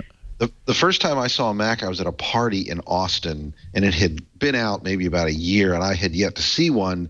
And I went into it was in the bedroom of this house where the person was having the party, and I was so mesmerized by it. I went and I locked the bedroom door and spent the entire evening out of the party playing with this Mac. Oh, man. Oh. And, just the beginning. Yes. Oh, yeah. I was like, and, oh, my and God. many years later, Dwight, you wrote a book on helping Windows users switch to Mac. I mean, that was not right after you. Yes, you and running Windows on the Mac. I did 2 of those, and it was funny. The first time I saw an Apple computer store, because Apple actually had these affiliate stores when the Apple II came out.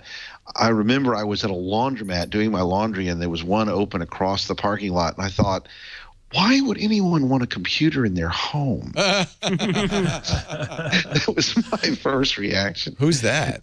That's from The Verge. It's Dieter Bohn. Oh, Dieter Bohn of The Verge. Well, here's a picture of Larry Magid with his Apple II in 1981. What a good-looking fella, Larry. Last time you saw me in a suit, I believe. That is a great picture. And apparently they flew I like this. Apple flew the pirate. I'll have to ask Bill Atkinson about it tomorrow on Triangulation. Flew the pirate flag over their headquarters. Of course, the pirate flag was the flag Steve Jobs very famously flew above the Skunk Works that was developing the Macintosh in the face of a lot of opposition from John Sculley, the CEO, and the shareholders and Apple II lovers who were afraid that the Macintosh would cannibalize the Mac. Was that the original flag that they were flying there? Did they fish that out of the closet and fly the original one? That's a good question. It's got the rainbow Apple logo, which means, it's not the current Apple logo. That's a really good question. Wow. Somebody must have that. Forever. When the Apple II people would fight back to... They had a conference, I remember that, in San Francisco called Apple II Forever, right before they killed the Apple II. That's exactly right. But if you remember, and if you saw the Steve Jobs movie, which was, of course, historically insanely incorrect, but I think it's somewhat true that one of the reasons Jobs got fired from Apple was because he basically was killing the Apple II with a new computer that wasn't going to sell and was cost way too much money. I remember looking at the Lisa at the store thinking, $10,000, I'm not buying that. But when the Apple II came out, $2,500 seemed so much cheaper. I mean, the Mac came out. Then I ran out and got it. Yep. We've looped in on ourselves. I apologize. Let's talk about it's Nest. Like an infinite loop. It is one infinite loop. A little battle between the Nest folks and the Dropcam folks. Former Dropcam CEO said Nest should stop blaming Dropcam for its bad results. We're the only thing that saved Nest. And then, Nest saying, screw it. Anyway, Nest struggling because we now see the results. After spinning out all of its companies, Google companies, into the Alphabet companies, now these companies' results are not hidden under Google's results. And we're starting to see some trouble in paradise. The Nest is not selling well. The hardware chief, Shiga Honjo, and Scott Mullins, the senior engineering manager, are leaving the company. Maybe leaving the country, too. I don't know. Nest is underperforming. Now, $340 million in revenue doesn't sound terrible, but they were Google was hoping for $500 million. They did, don't forget, pay $3.2 billion for Nest in 2014. Trouble in paradise? Why is the Nest not doing so well? Is it over for Nest? Well, they finally kept up with the smart home trend. I mean, we've been talking about how great Alexa is and all the great things that does, and there's no reason that the Nest couldn't be doing the same exact thing.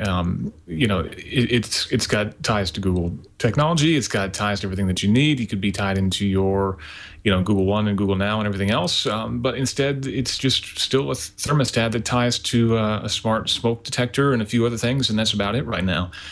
They had a huge leap, a huge advantage over all these other smart home devices, and they've kind of stayed stagnant for the past 12, 18 months, and that's way too long. I had Nests. I had 2 Nests in my old apartment. When we moved, I didn't bother connecting them up. I didn't see any real value to it. See, that's how I feel about it. I mean, a thermostat, okay, what does it do? It has a network connection. Is that really a big deal? So I just had Vivint put in, for review purposes, this home security, home automation system for me. And they offer the Nest at a premium price, but they have their own thermostat that's controlled by Z-Wave, and it's pretty simple. I can't figure out why I would want to spend extra for a Nest. $250, right? I mean, it just doesn't. I just can't get it. I mean, because even this one is overkill because I can remotely adjust the temperature in my house over the internet, and even that's something after trying it out I never actually would normally do, because a regular thermostat does a pretty good job. So. And even the smoke detectors, there are others on the market besides Nest. They don't have anything they don't have anything proprietary in terms of what they accomplish. Well, there's a lot of competition in all of those areas. Mm-hmm. And at least in the Vivint product and some of the others, it's an integrated system, so it does everything. It locks the door, it turns lights on and off, and there's all these rules you can set on your phone. Yeah, but who needs it? Well, really, right? I like being able to unlock my front door without having to use a key. I mean, I worry about that. Well, you worry about it. Yeah, I worry about that too. Yeah. Of course, the battle between Tony Fadell, the CEO of Nest, he gave an interview to The Information disparaging Dropcam. So Greg Duffy, the guy who founded Dropcam and sold it to Nest in 2014 for $500 million, wrote a post on Medium this week saying, "I would almost find such blatant scapegoating amusing if it weren't so insulting to the team. Given that I feel now these are 2 people working at the same company. Given that I feel compelled to set the record straight. Just before we were acquired, Dropcam was in the middle of a record year of sales, had a 4.5-star best-selling camera on Amazon, was rolling into large brick-and-mortar retailers with huge merchandising support, had innovative new products imminently launching, still had most of its financing in the bank, and our investors and team actively didn't want to sell. It was my mistake to sell." But that's a story for another day. Ooh. Trouble in paradise. Or maybe it isn't paradise after all. maybe it's not so great as after all. We knew this would happen. I mean, it's one of the reasons they spun off into Alphabet, right? Is so that companies couldn't hide under the Google umbrella so much. Right. Companies would have to rise and fall on their own merits. Which is a bit of a shame, because that's part of the joy of Google, was all those Project X's, all those XLab projects that were so great. And you knew we weren't making any money. We weren't going to be making money for 2 years or maybe even 5 years or maybe even longer, but they were doing really cool stuff. And, we see Boston Dynamics now moving away, and Boston Dynamics was doing amazing stuff. Self-driving car research, that's not going to make Google any money for a long time. So that's, or Alphabet, I should say, not going to make them any money for a long time. So that's, I think, a little bit disappointing in terms of the way that they've ultimately fragmented the company. And, I'm curious to see what the net result is down the road. It certainly makes them a more sophisticated company, and certainly if you are a more conservative investor, I think it makes the decision a little bit easier for you. But in terms of all these great moonshot projects that we all love Google for doing, it definitely makes that a harder proposition. I was talking to Brad Sams. We had a meetup at After Build on a Friday. It was a really great meetup. For everybody who was there, thank you for showing up. A lot of fun. Brad Sams was there. He's the editor of Thurrott.com and Petri. And he said his theory with Google is the problem Google has, and it's probably a problem that Alphabet has in general, is that engineers are allowed to move on to whatever project interests them. And so it's very easy for Google to launch exciting new things, a lot harder for them to keep the team together after it's launched, because then the innovators go, okay, what's next, and move on. And meanwhile, they've got, Wave or Google Plus or whatever when nobody wants to work on it because it's done. And so nobody maintains it, updates it. And so Google's ADD problem, which is very obvious, really comes from that. And how many great services have they killed over the years? I remember they launched a Google Pay credit card where you could basically aggregate your credit cards together into one credit card, and they just killed it this past weekend. Which I had one. I never used it, to be honest with you. But I mean that's a cool idea that could have been great that Google launched and never put any muscle behind, and then it died. I'm really still nervous that Google Voice is going to go away. Yeah, I was thinking the same thing. I'm dependent on Google Voice. It's the only phone number I give out. I love it. But I worry that it's going to go away at some point. And I wonder about Project Fi too. There's a little, there's indication that you might be right, because when you get Fi, and I use Fi. Fi is great, by the way. It's the least expensive service I use for traveling, especially overseas. Yeah, it's great. Because you get free unlimited calls and texts, and the data you pay as you go, and it's it's $10 a gigabyte, but they do fractional. And when you're overseas, you get free slow data, free unlimited international text, and 20 cents a minute phone calls. It's T-Mobile's same service. But here's the one thing that's cool about Fi. So I have a Fi that I keep on pause because I only use it when I'm traveling overseas. Oh, you can do that? I don't. So I just pause it. I can do it on the app. And then when I go overseas, I activate it and pause it when I get home. Well, but when you went to Fi, you had to port your Google Voice number over to it or have it discontinued. Or create another Google account, which is what I did. Yeah. I have a separate Google account. So I ported my number over. So you had to create it under a separate Google account. Exactly. Yeah, and I'm worried that now it's a Fi. Now, in fact, if you go to voice.google.com, now you get redirected to Fi. But at the very bottom in fine print, there's a link to Google Voice where you still have all the Google Voice features you used to have, but you have to find it. And is Fi open to anybody now, right? It is. But you have to buy the Fi phone. And when you buy a Nexus phone, then you can sign up for Fi. Right. Yeah. Well, those are good phones, the 6P, the 5X, the Nexus 6. They're decent phones. Not as good, in my opinion, as the S7. To me, this is the phone of the year so far. My S7 is embedded permanently in my... in your Gear VR? Yeah, exactly. Well, how'd you get the Gear VR that fits the 7? Is that the generic one? It fits. It just... Is that the old S6 one? No, this is, as far as I know, the current VR, but it fits the X7. Should be the one you get. Yeah, they released the VR with the S6. Yeah, but it's how it works. I guess it would fit. It's the same size. Plugs in here like that. It usually is coming there for the big one. Yeah, I got an email from them saying it's coming, but it's going to take a long time. If you want your money back, you can have it. Yeah, the latest version has a notch that you can adjust for the size of the phone. Okay. Right, and then you can snap right in place. Oh, I don't have that version. I have the S6 version. Yeah. Okay. You have the fixed version. Right. I don't have the notch. Well, I'll get the notch someday. I like the Gear VR, but I don't need it no more because I got an Oculus Rift. We're going to take a break and talk about the Oculus Rift in just a bit. Our show brought to you today by FreshBooks. If you're a small business owner struggling with your taxes, it's April 15th soon. Be advised that freaking out and burying your head in the sand will not solve your problems come April 15th. What will help? You got to bring a little FreshBooks into your life. FreshBooks, I remember when I first started using it in 2004, and it's gotten better and better and better. It really saved my life. It makes it easy to create invoices, keep track of your receivables, know who's paid, when, who hasn't paid. FreshBooks also makes it easy if people don't pay or are slow to pay because they make those notifications, little emails that you send out. They do that automatically. That's why, on average, FreshBooks users get paid 5 days faster. They also save a huge amount of time on paperwork and come tax time. They can zen their way through it. Even if you use an accountant, your accountant will love the FreshBooks reports. All your details in one place. The mobile app lets you take pictures of receipts and organizes them for later, which makes claiming expenses at tax time a breeze. You can even set up FreshBooks to import expenses directly from your bank accounts. They just announced their EMV chip card-enabled card reader, which means you can now, a lot of people use FreshBooks who work, at people's houses, like, set up their audio system, or plumbers, or, and house inspectors. Bring your FreshBooks, make an estimate, get the client to accept the estimate. When you're done, put the invoice right on your phone, and then you pop in the card reader and they pay. All without leaving the app. It's already popular at IT professionals, people who do home computer repair and maintenance, all the trades. So awesome. Best part about using FreshBooks is the feeling that you'll have when tax time does come around, and you got it. Now, probably too late for this year, but for next year, try it. FreshBooks.com/twit. 30 days free. Go to FreshBooks.com/twit. And when they ask you how you heard about it, would you please tell them you heard about it on This Week in Tech so that we get the credit.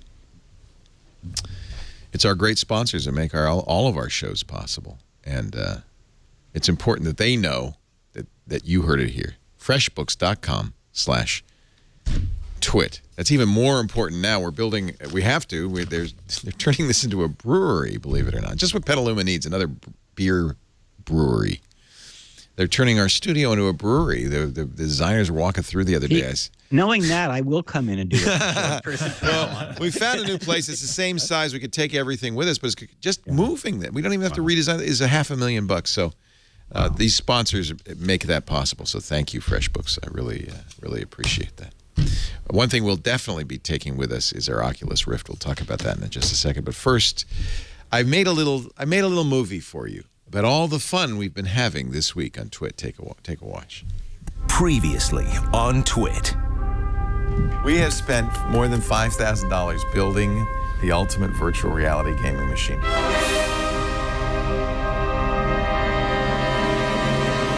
Oh, I'm going to throw up. This is way too realistic.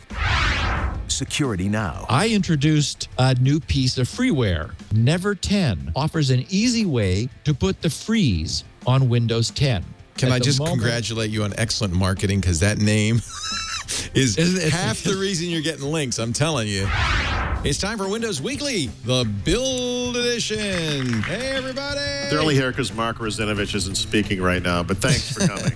Let's talk about HoloLens. I feel like it's got better, but it's still definitely filled with a few issues. This Week in Google. Do I have rights to privacy when I walk down the street? No, but now think about the Google self-driving car. It's not just mapping the world in 3D and in a point cloud. It's watching you. This is a scary amount of new data that we haven't gone through. Scary. You cannot legislate around the emotion of scary or creepy. I don't like clowns. Let's outlaw them. Oh, that sounds like a good one. I'll sign up for that. This is your brain. This is your brain on Twit. Any questions? It was VR week here, absolutely. But let's take a look at what's coming up next week. Hey, thanks, Leo. Here's a quick look at a few things we'll be following in the upcoming week. And, well, to be honest, it's a pretty quiet week. But we have a couple of notable things. First, Y Combinator's third annual Female Founders Conference happens on Monday, April 4th. In San Francisco. The event aims to empower women to become successful founders by just basically putting them in touch with those who have done so already. And on Tuesday, April 5th, the VR platform wars continue as HTC Vive begins shipping to customers. With the commercial release of Oculus Rift this past week, this obviously means that consumers more or less have a choice. So it'll be very interesting to see which platform reigns supreme. No doubt there will be plenty more for Megan Maroney and I to discuss all week on Tech News Today, every weekday at 4 p.m. Pacific, 7 p.m. Eastern at twit.tv/live. That's a look at a few things we'll be keeping an eye on the week ahead. Back to you, Leo. Thank you, Jason Howell. Megan Maroney, Tech News Today, every Monday through Friday. I didn't realize the Vive is due out so soon. I have one of those on order, too. I will have, by the end of this, 2 Oculus Rifts and a Vive. And I guess I'll have to buy a PlayStation 4 and get one of them, too. This is a HoloLens. And a HoloLens, $3,000. Those came out this week as well. Clearly, and that's AR, but I think AR and VR are kind of hand in hand, aren't they? Mm-hmm. Is this a gimmick, or is this really going to make a difference? Well, as I was telling you, Leo, I had a lot of fun. I didn't go out and spend even $1,600, which is kind of the minimum you need to spend for a PC and an Oculus Rift. But I went over to Facebook the other day, and I spent some time playing with it. And as I mentioned earlier, I've been playing a lot with this much less expensive VR gear. And I enjoyed it. But as somebody who's not a heavy-duty gamer, it is not something that I would be willing at this point to invest a lot of money and time into. It's more like an experience. I mean, I almost wish there was an arcade you could go to and pay a couple of bucks every once in a while to play with it. Maybe you can set it up as a business in your new facility. Because I just think that the average person is not going to get a lot of value out of it immediately. I think schools eventually can make incredible use of it. I can see lots of training, education, again, arcade kind of styles. But in terms of something that people want to have in their home, not at that price point, not quite yet. It is very expensive. I mean, although here's a data point you might want to keep in the back of your mind. Ryan Shrout, who helped us build this kind of ultimate virtual reality gaming machine from PC Perspective in our This Week at Computer Hardware show, has built a kind of minimal machine that fits the minimal requirements of the Oculus Rift, as well as a fancy machine like this. He says that the experience is indistinguishable. And he says that's probably because developers, at least early on, are not writing for the high-end hardware. They're writing for the guaranteed minimum. So it's, John Slanina, our studio manager, is playing with it right now. It's been pretty much constant use since we unboxed and set it up earlier this week. It's fun, but you're right. It's expensive fun. I paid a lot of money for that privilege. It's also, I think, it's cumbersome. It has, to me, I have played with some of these, and it strikes me as being like the 3D glasses for home television. I don't think the average person wants a face hugger on their head. And I think that until it is lighter and smaller and maybe done in such a way that you don't actually need the box on your face, I don't think that the average person is going to be very interested in this. Yeah. Even for entertainment, a lot of people who are using it say that this would be a breakthrough for motion pictures as well as for games, and I'm not sure I see that. And also, it's also a very isolating experience, which is a different thing. I love lying down on the couch and watching a movie with my wife, or we play co-op video games together, that kind of thing. You can't really do that in VR, at least not yet. There will be co-op multiplayer games for sure, but even if you're sitting in the room with someone playing VR, you're isolated, right? You're on your own, yeah. And so that, I think, is going to be a big hurdle as we're moving beyond these initial gaming experiences. But definitely, I also agree that education is a big thing. I mean, getting kids out in the country to a major zoo somewhere is a difficult thing. You can plop them down in the middle of the Serengeti if you want to through an Oculus headset. But again, for those experiences, I don't think you necessarily need a $600 Oculus Rift. A Gear VR would be more than adequate to do that kind of experience. And I'm actually really encouraged to see what kind of educational experiences come out of these VR systems, especially the ones that cost $100, $200. Well, the other thing nice about the Gear VR and also, of course, the Google is that it's self-contained. I mean, you need the phone, but you're not tethered. Right. And part of the problem is you've got to be tethered to a PC with the Oculus Rift. But I think that we're going to see some standalone VR headsets in the $200 to $300 range that are going to make a lot more sense for your average consumer than a $600 goggles along with a $1,000 or more computer. But again, we're early in this, so it's great that they're able to make these investments and see what happens. Yeah. Well, we were early in this in the 90s when it first appeared and then vanished. Right. And there's a reason this is why not that the happened. first iteration, is it? Right. And I actually used to work at a VR arcade back in the mid-90s. That was one of my first jobs. So, you mentioned charging a couple bucks for it. That's exactly what I was doing back in the 90s, and that wouldn't bust. So, my first experience was at Epcot Center in 1994. I got to play with, I got a magic carpet ride, and I was blown away. Oh, yeah. And, I remember that. And, and actually, my favorite experience so far on the Oculus Rift, I don't know if you've done it, Leo, is the Eagle flight, where you fly over Paris and you fly under the bridge. And no, I don't even know if we have that one. It's great. As a former pilot, I mean, to me, it gave me a lot of the same thrill I used to have when I used to fly real airplanes without the cost and danger. So, I think that's an amazing experience. The other thing that was really fun is one thing they do with the Rift that you can't do with these portable ones, including the VR, is that it has a way of sensing your body position, not just your head position. So when the dinosaur walked up to me in one of the games I was playing, I was able to get under it and look at the dinosaur from the bottom, the top, that's kind of cool. Sides. Yeah. Absolutely. I actually literally felt like I'm touching it. And I don't know if you had the experience of also there you go. There's the Eagle flight. Have you had the experience of standing on top of a tall building and actually being afraid? That one I did, and you can walk right up to the edge and look down, and it's a little bit vertiginous. I could not bring myself to actually step over the edge because viscerally, even though I knew I was in a room, viscerally I felt like I was on the edge of a building. What would have happened if you did? Nothing. Of course. I know that. I knew that intellectually. No, but what would you see? What's the experience they give you when you do that? I didn't have. Well, here you got to look at this. This is a Japanese VR game called what is it? Walk the plank and save the kitten. So the idea is, and this is going to be in arcades. The idea is you're wearing a Vive and headphones. You've got the touch controllers. And you see these people are actually in a room on a plank. There's no risk to them whatsoever, but they're terrified because what they're seeing is a kitten. let me back up a little bit. A kitten on a plank projected over, like a very deep, you're in a skyscraper. And so the experience is vivid for them of they are in a risky position. And even though intellectually that you're safe. That looks amazing. Doesn't that look like a fun game? Yeah. It looks terrifying to me. I don't I don't know if I want to play it or not. Let that kitten go. Not with it. Go ahead, kitty. Enjoy. The kitten's going to come Just back. kidding. No real kittens have been harmed by this. The kitten is going to come back. I don't think the kitten's as dumb as humans. Yeah. Right. No, you don't want. So, John, do you feel? Now, you were just playing the Lucky's tale. It's immersive enough that you feel like you're in the event, right? Yeah, in the game. It was weird. It was very weird. Yeah, I love it.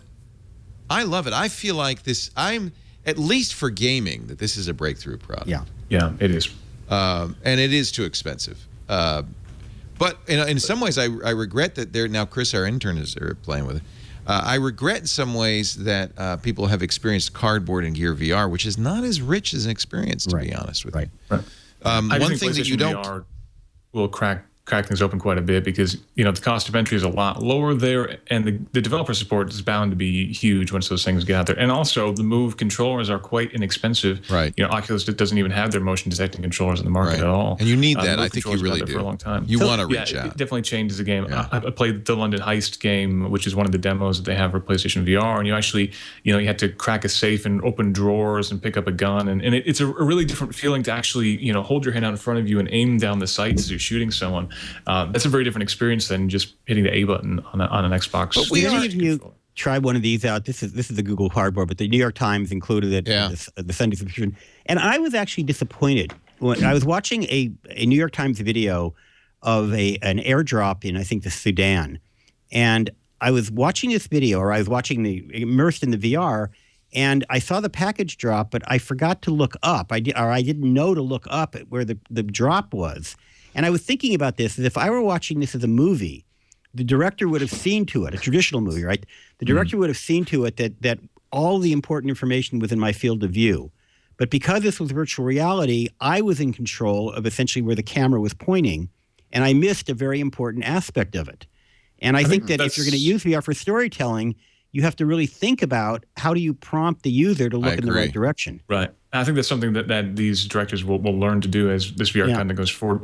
We've heard about Spielberg being really excited about VR and looking into it, and we've done some experiments in VR. We shot a couple of car reviews in 360 video when we did a floor tour at the Geneva Motor Show in 360 video, and you really had to think about how exactly you're framing it. We've got a lot to learn too from our end. I can only imagine what a Hollywood producer has to learn, but video game designers and developers, for example, have learned to put bright colored objects in the path that you need to follow so that it kind of catches your eye as you move forward. You can imagine Hollywood designers doing the same sort of thing and having, little keys and little indicators that are subtle, but enough to get you to know, it could be an audio cue or something that you need to look left, you need to look right. And certainly, hopefully, you don't ever have to turn around in your seat because that could get pretty uncomfortable. And of course, Microsoft's HoloLens became a reality this week. People who spent $3,000 for the developer edition will start getting their HoloLenses soon. And AR is different from VR, but it also similar. And I think part of of course, if you covered your eyes with an augmented reality headset, it'd be just like VR. I feel like both of these are very important technologies. These are new platforms, aren't they? I mean, that's what we just showed you. It was $2,500 for the first Macintosh. It was, of course, these are expensive initially. I agree with you. PlayStation 4 is going to be the breakthrough product, probably. Yeah, I think so. HoloLens is hugely exciting from a future perspective. I hope it doesn't take 30 years for that to get as affordable as a modern PC is now compared to an original Apple II or Macintosh. But yeah, HoloLens right now has a lot of issues where it's not really ready for consumer adoption, I don't think. But I can't think of anybody who wouldn't be excited with the prospect of being able to put on a pair of glasses that look a little bit less silly than that, and having a fully immersive experience projected onto your eyeballs, effectively, you know, over top of the world around you. That also would help with the idea of this being an isolating experience. You know, if you can see through this thing, you could be experiencing some sort of virtual reality experience. There are also some interesting commercial applications. Like, for example, you know, you look through the IKEA catalog and you see a couch. Well, okay, great. We know what it looks like in a showroom. What would this couch look like in my living room? And you could actually do that. You could sit in your living room wearing AR glasses and see that couch superimposed in your home. And there's some huge medical and educational, industrial uses. I think from a practical standpoint, AR is way, way ahead of VR. From an entertainment and gaming perspective, VR is obviously more fun, I think. But I think there's a lot that we're gonna benefit from augmented reality. Well, and I think gaming, I'm actually more excited about gaming with the HoloLens because I would rather interact with the real world around me and then have that augmented for a game. I mean, to me, that's like, that is where you'll get some real imagination coming in. I think you'll see games that you haven't even thought of before and have not seen anything like in traditional gaming or in VR. You know, it's funny. What do they call those arcades where you walk around with guns and they're dark rooms? What am I'm blanking the name? Laser tag. I can imagine playing laser tag with augmented reality with real people. That'd be amazing. Yeah. There's actually a concept video of someone who wants to create a laser tag-like experience in a warehouse, but with VR glasses. So you'd walk up to a wall and you'd feel a wall, but it would actually be, you'd see, you know, this crazy tunnel inside of a spaceship or something like that. And so, you know, mixing an actual experience together with a virtual reality experience to create this sort of, here it is, very well done, to create this amazing sort of combined experience where you're actually walking through a very simple experience, but you're seeing something amazing. And that is, I think, a very exciting next generation arcade sort of thing. I would pay a good amount of money to go run around and shoot my friends and that kind of thing. In a week, you'll be able to go to a movie theater and watch a movie called Hardcore Henry. You guys familiar with that? Yeah. This is interesting because I feel like this is the creators getting ready for this new virtual reality future. The idea is it's an action thriller, but it's shot in the first person. You are Henry, and I don't know what this is going to be like in a movie theater, but everything that in the movie is first person.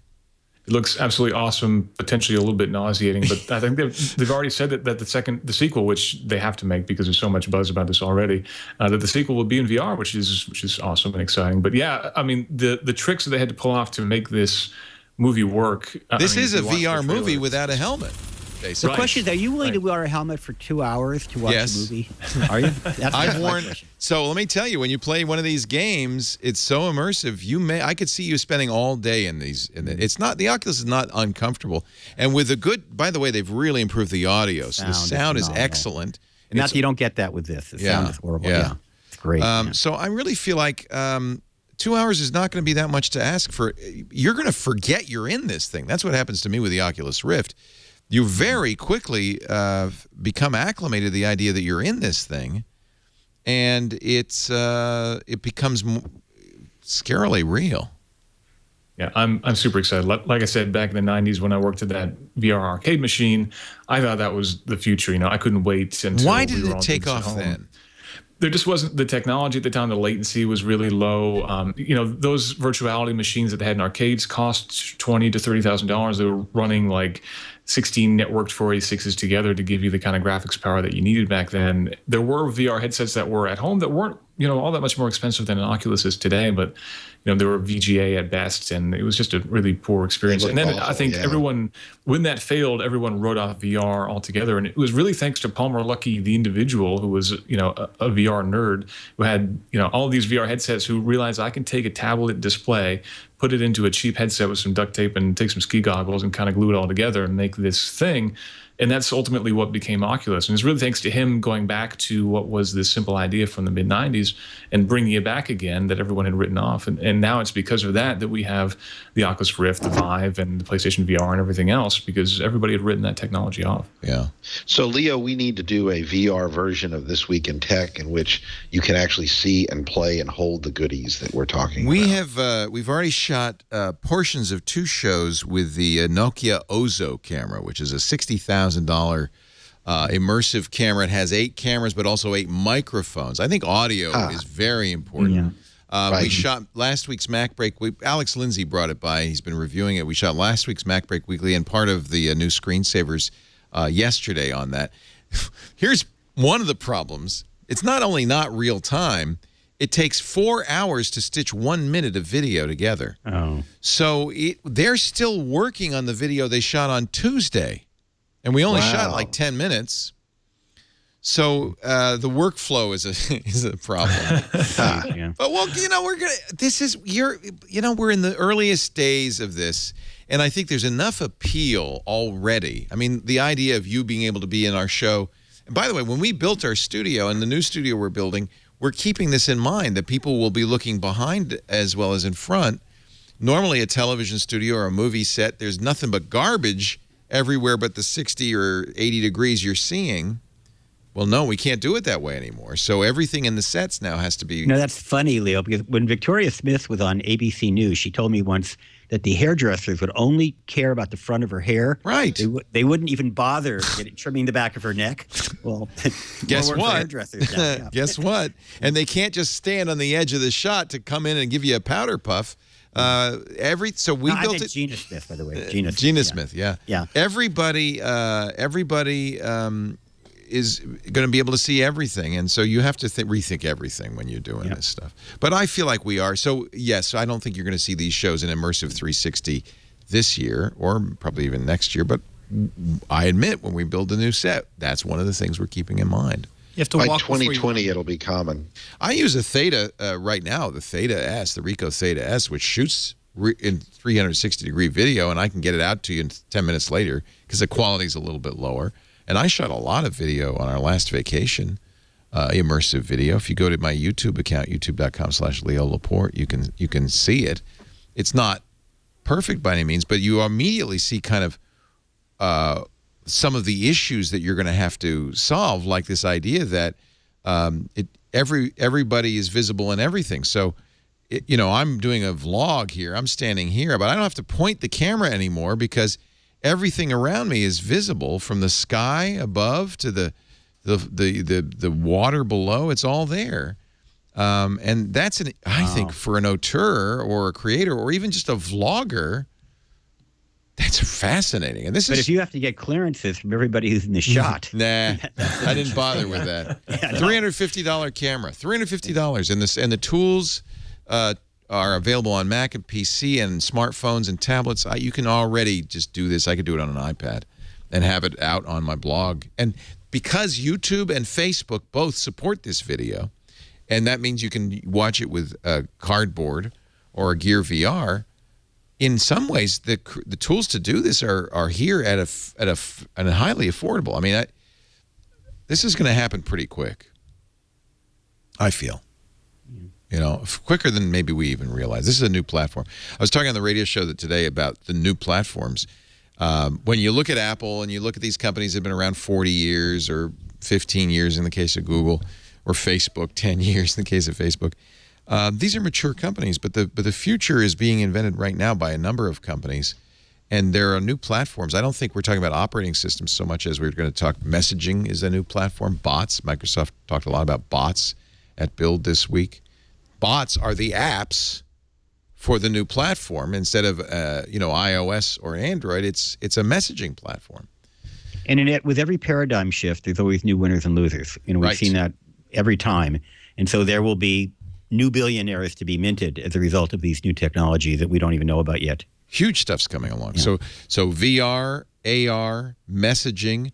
I think if you look at the Echo, the Amazon Echo, that in a way is a messaging platform too, isn't it? Except instead of typing, it's a voice. But it's interactive. Autonomous vehicles, that's going to be a new platform. We are not done yet, and that's good news for all of us. Right. Larry Magid is here. He's from CBS Radio News and, of course, his own site, Larry's World, and always a pleasure to talk to Larry. One of the grand old men now, you can say. Oh, technology reporting. Alexa, tell Leo to stop saying that. Larry, embrace it. Embrace it. What are we going to do, right? Own it. Yeah, Own that's it. True. That's Dwight Silverman. Same thing. Great tech blogger from the Houston Chronicle. Hey, if you've made it this far after a few decades in the business, that's a good thing, right? That's right. That's right. It's better than the alternative. Just think of all the wisdom you've forgotten. What? I forgot. Also, one of the young Turks, up and coming, Tim Stevens. Well, I can't even say that about you now. You're. No, I'm approaching middle age at this point, or something like that. Roadshow.com. He's now at CNET. Gray hair. One of the editor-in-chief, longtime editor-in-chief at Engadget, and also a great friend. It's great to have all three of you. Our show today brought to you by Wealthfront.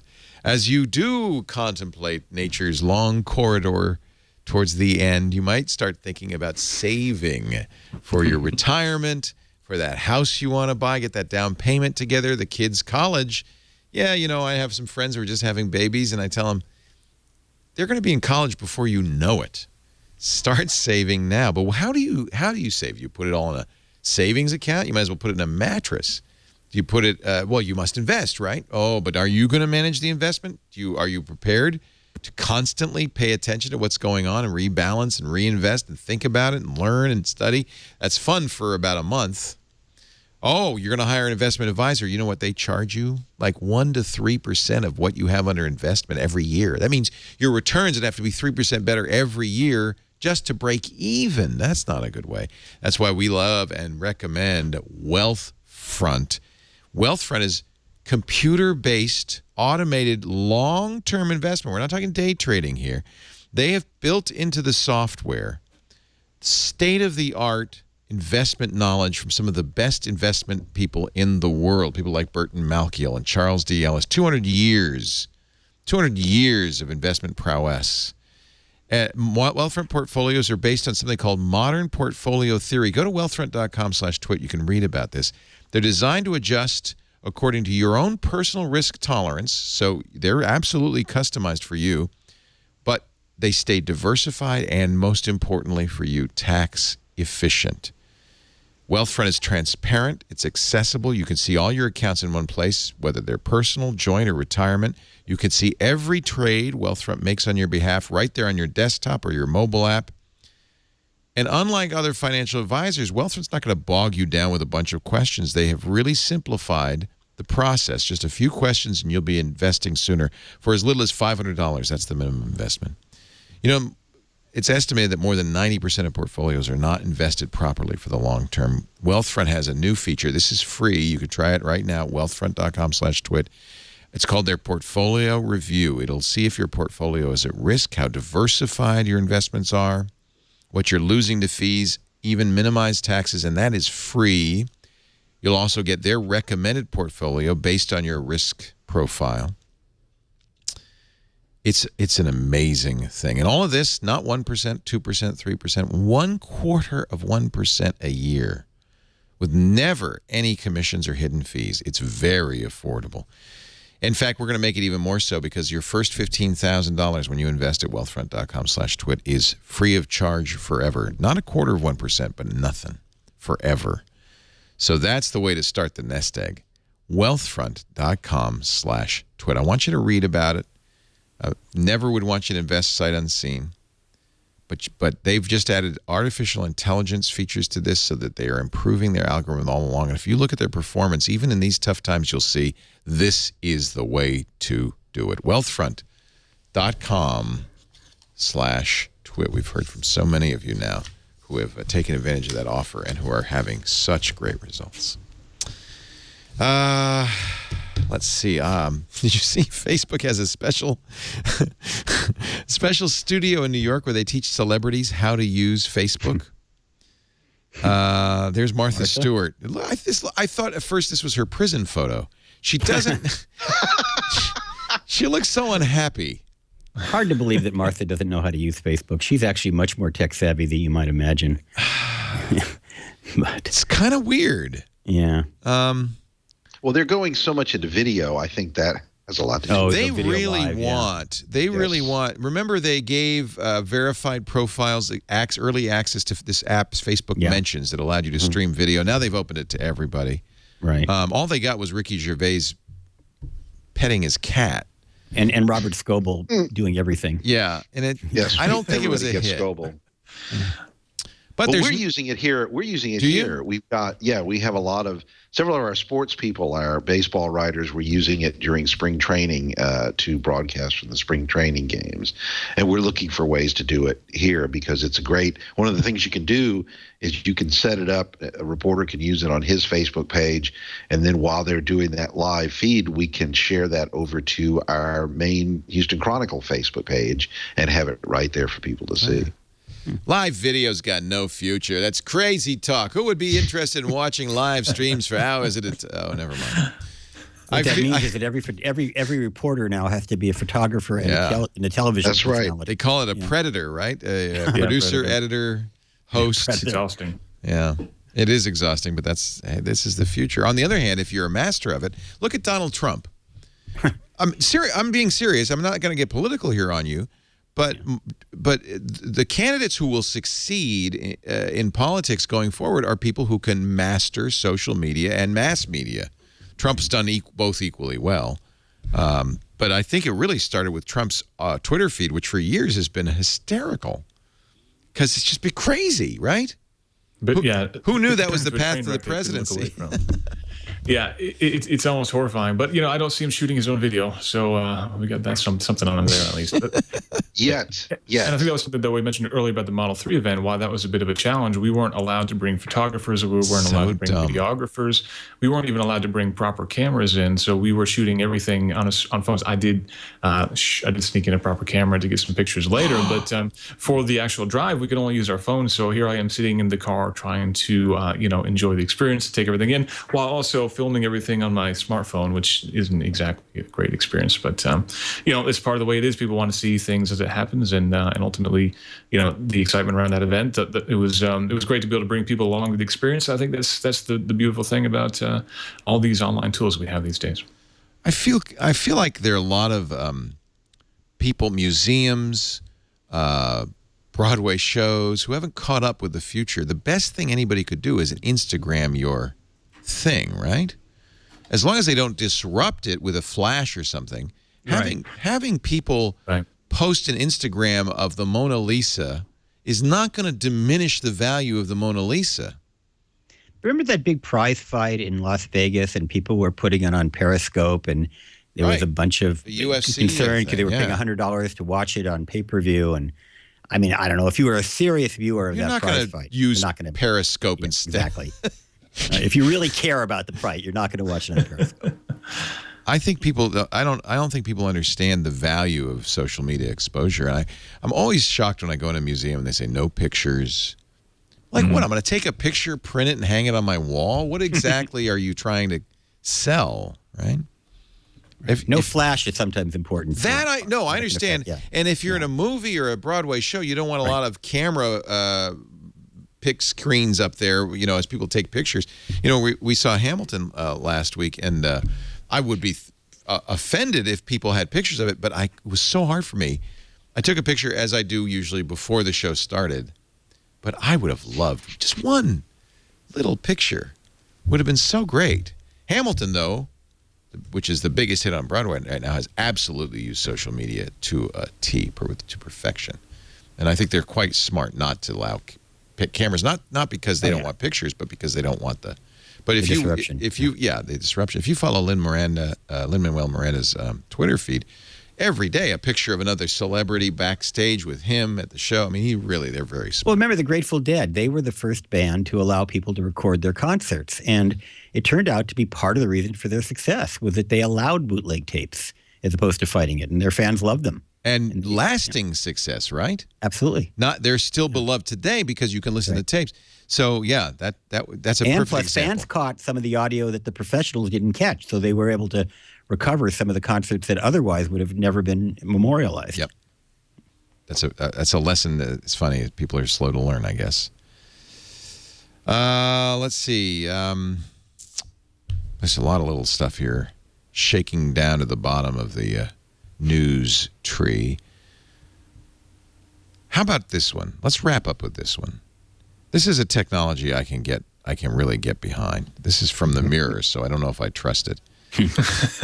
A man has built a Scarlett Johansson robot to fulfill his childhood dream, and according to the Mirror, it's terrifyingly realistic.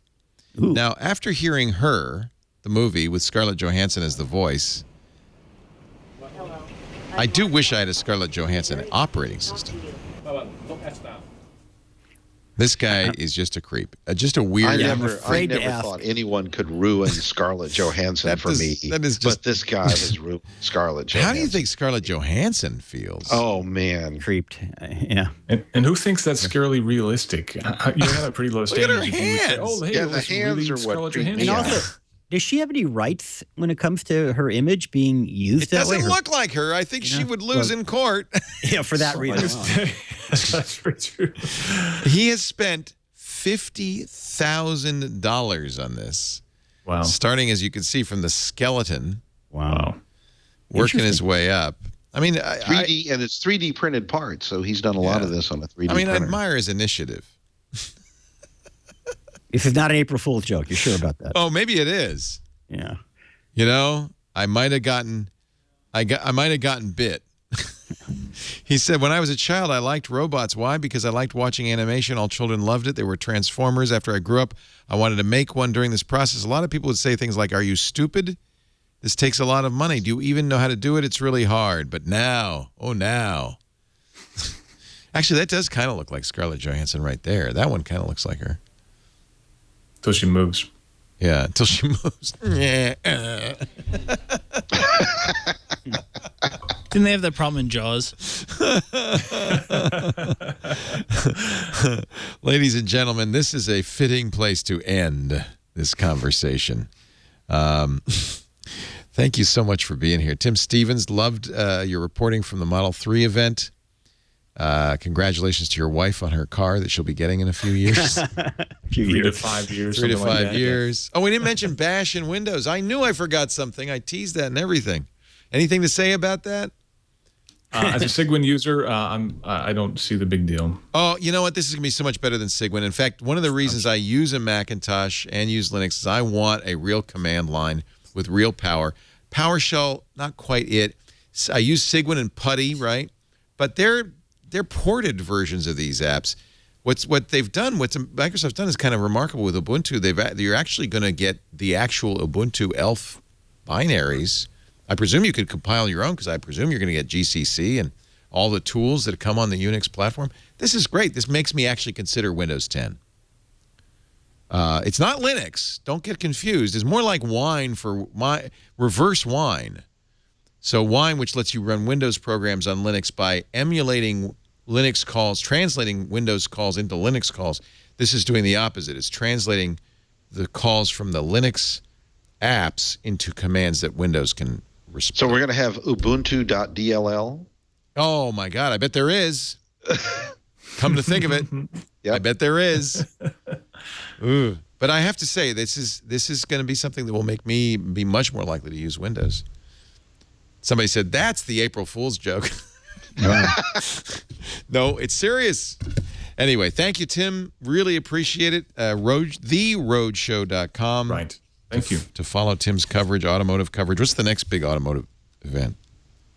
We've got a little bit of a break. I think Paris is the next big automotive show, but we've got a lot of great stuff coming up on the site. We just did a shootout between the Audi S7 and the Tesla Model S, as a matter of fact, which the winner may surprise you. So that's on the site right now. No kidding. I'd be very interested. I have an Audi A8, which I really love. Lisa has an S5, but that's the A8's the car I'll be trading in for a Model X someday. Yeah, those are great cars. Someday. Yeah, someday. Someday my ex will come. Larry Magid, CBS Radio News, and don't forget larrysworld.com, connectsafely.org. Yep. Which is a great place for parents to learn about the internet and how to make sure their kids are connecting safely. And you've done I think you've really done Thanks, a great Leo. thing. Yeah. A lot of fun today. Always a And pleasure. Yeah, great. Great to meet you, Tim, and see you as usual, Dwight. Yep. Nice to see you, Larry. Someday somebody will write a great Windows Vista book. And someday. And in fact, they're going to bundle them with the Model X. You could get a free one. Larry, you need to come back to Houston so we can have some more barbecue. That was Oh, barbecue in Houston. Ooh, That's right. now I'll drive I'm my tempted. Tesla all the way to Houston. There you go. Yeah, that sounds enticing. That would be a challenge. See if you can find superchargers along the way. Oh, I'm sure you can. Sure you can. Yes, Interstate 10. They've got them all along Interstate 10. There you go. Yeah. But Texas is a big state, though. That's a long way to go. True. But it's worth it. Absolutely. If you're ever in Houston, look up Dwight Silverman, the Houston Chronicle. Great to have you all here. Great to be here. Thanks, Leo. Don't forget, we got a great triangulation tomorrow, a really special episode with Bill Atkinson, one of the greats in computing, joining us. I'm going to make a point of watching. Yeah, that's terrific. Put your questions in the chat room. We'll make sure everybody's questions get answered. That's 11 a.m. tomorrow Pacific, 2 p.m. Eastern, 1800 UTC. And we do Twit every Sunday afternoon, right after the radio show, about 3 p.m. Pacific, 6 p.m. Eastern Time, 2200 UTC. If you like to watch live, we'd love it if you do. The chat room is always a big contributor to the show. You can be in there at irc.twit.tv anytime. There's always somebody in the chat room. I'll go in the middle of the night, and there's people having a nice conversation, mostly Australians. If you can't watch live, on-demand audio and video is always available for all of our shows at the website, twit.tv. But you can also subscribe in all those podcatchers and Stitcher and Slacker and Spotify. We're on Spotify. Soon we'll be on Google All Access. What do they call it? Google Play Music. They're going to add podcasts, and we'll be one of the first ones in there. And, of course, the great Twit apps on every platform, thanks to our independent developers who've done some really nice stuff on Apple TV and Roku and iOS and Android and Windows Phone and Windows 10 and all of that stuff. Thanks to you for being here. We really appreciate it. And we'll see you next time. Another Twit This is is in the can. Bye-bye.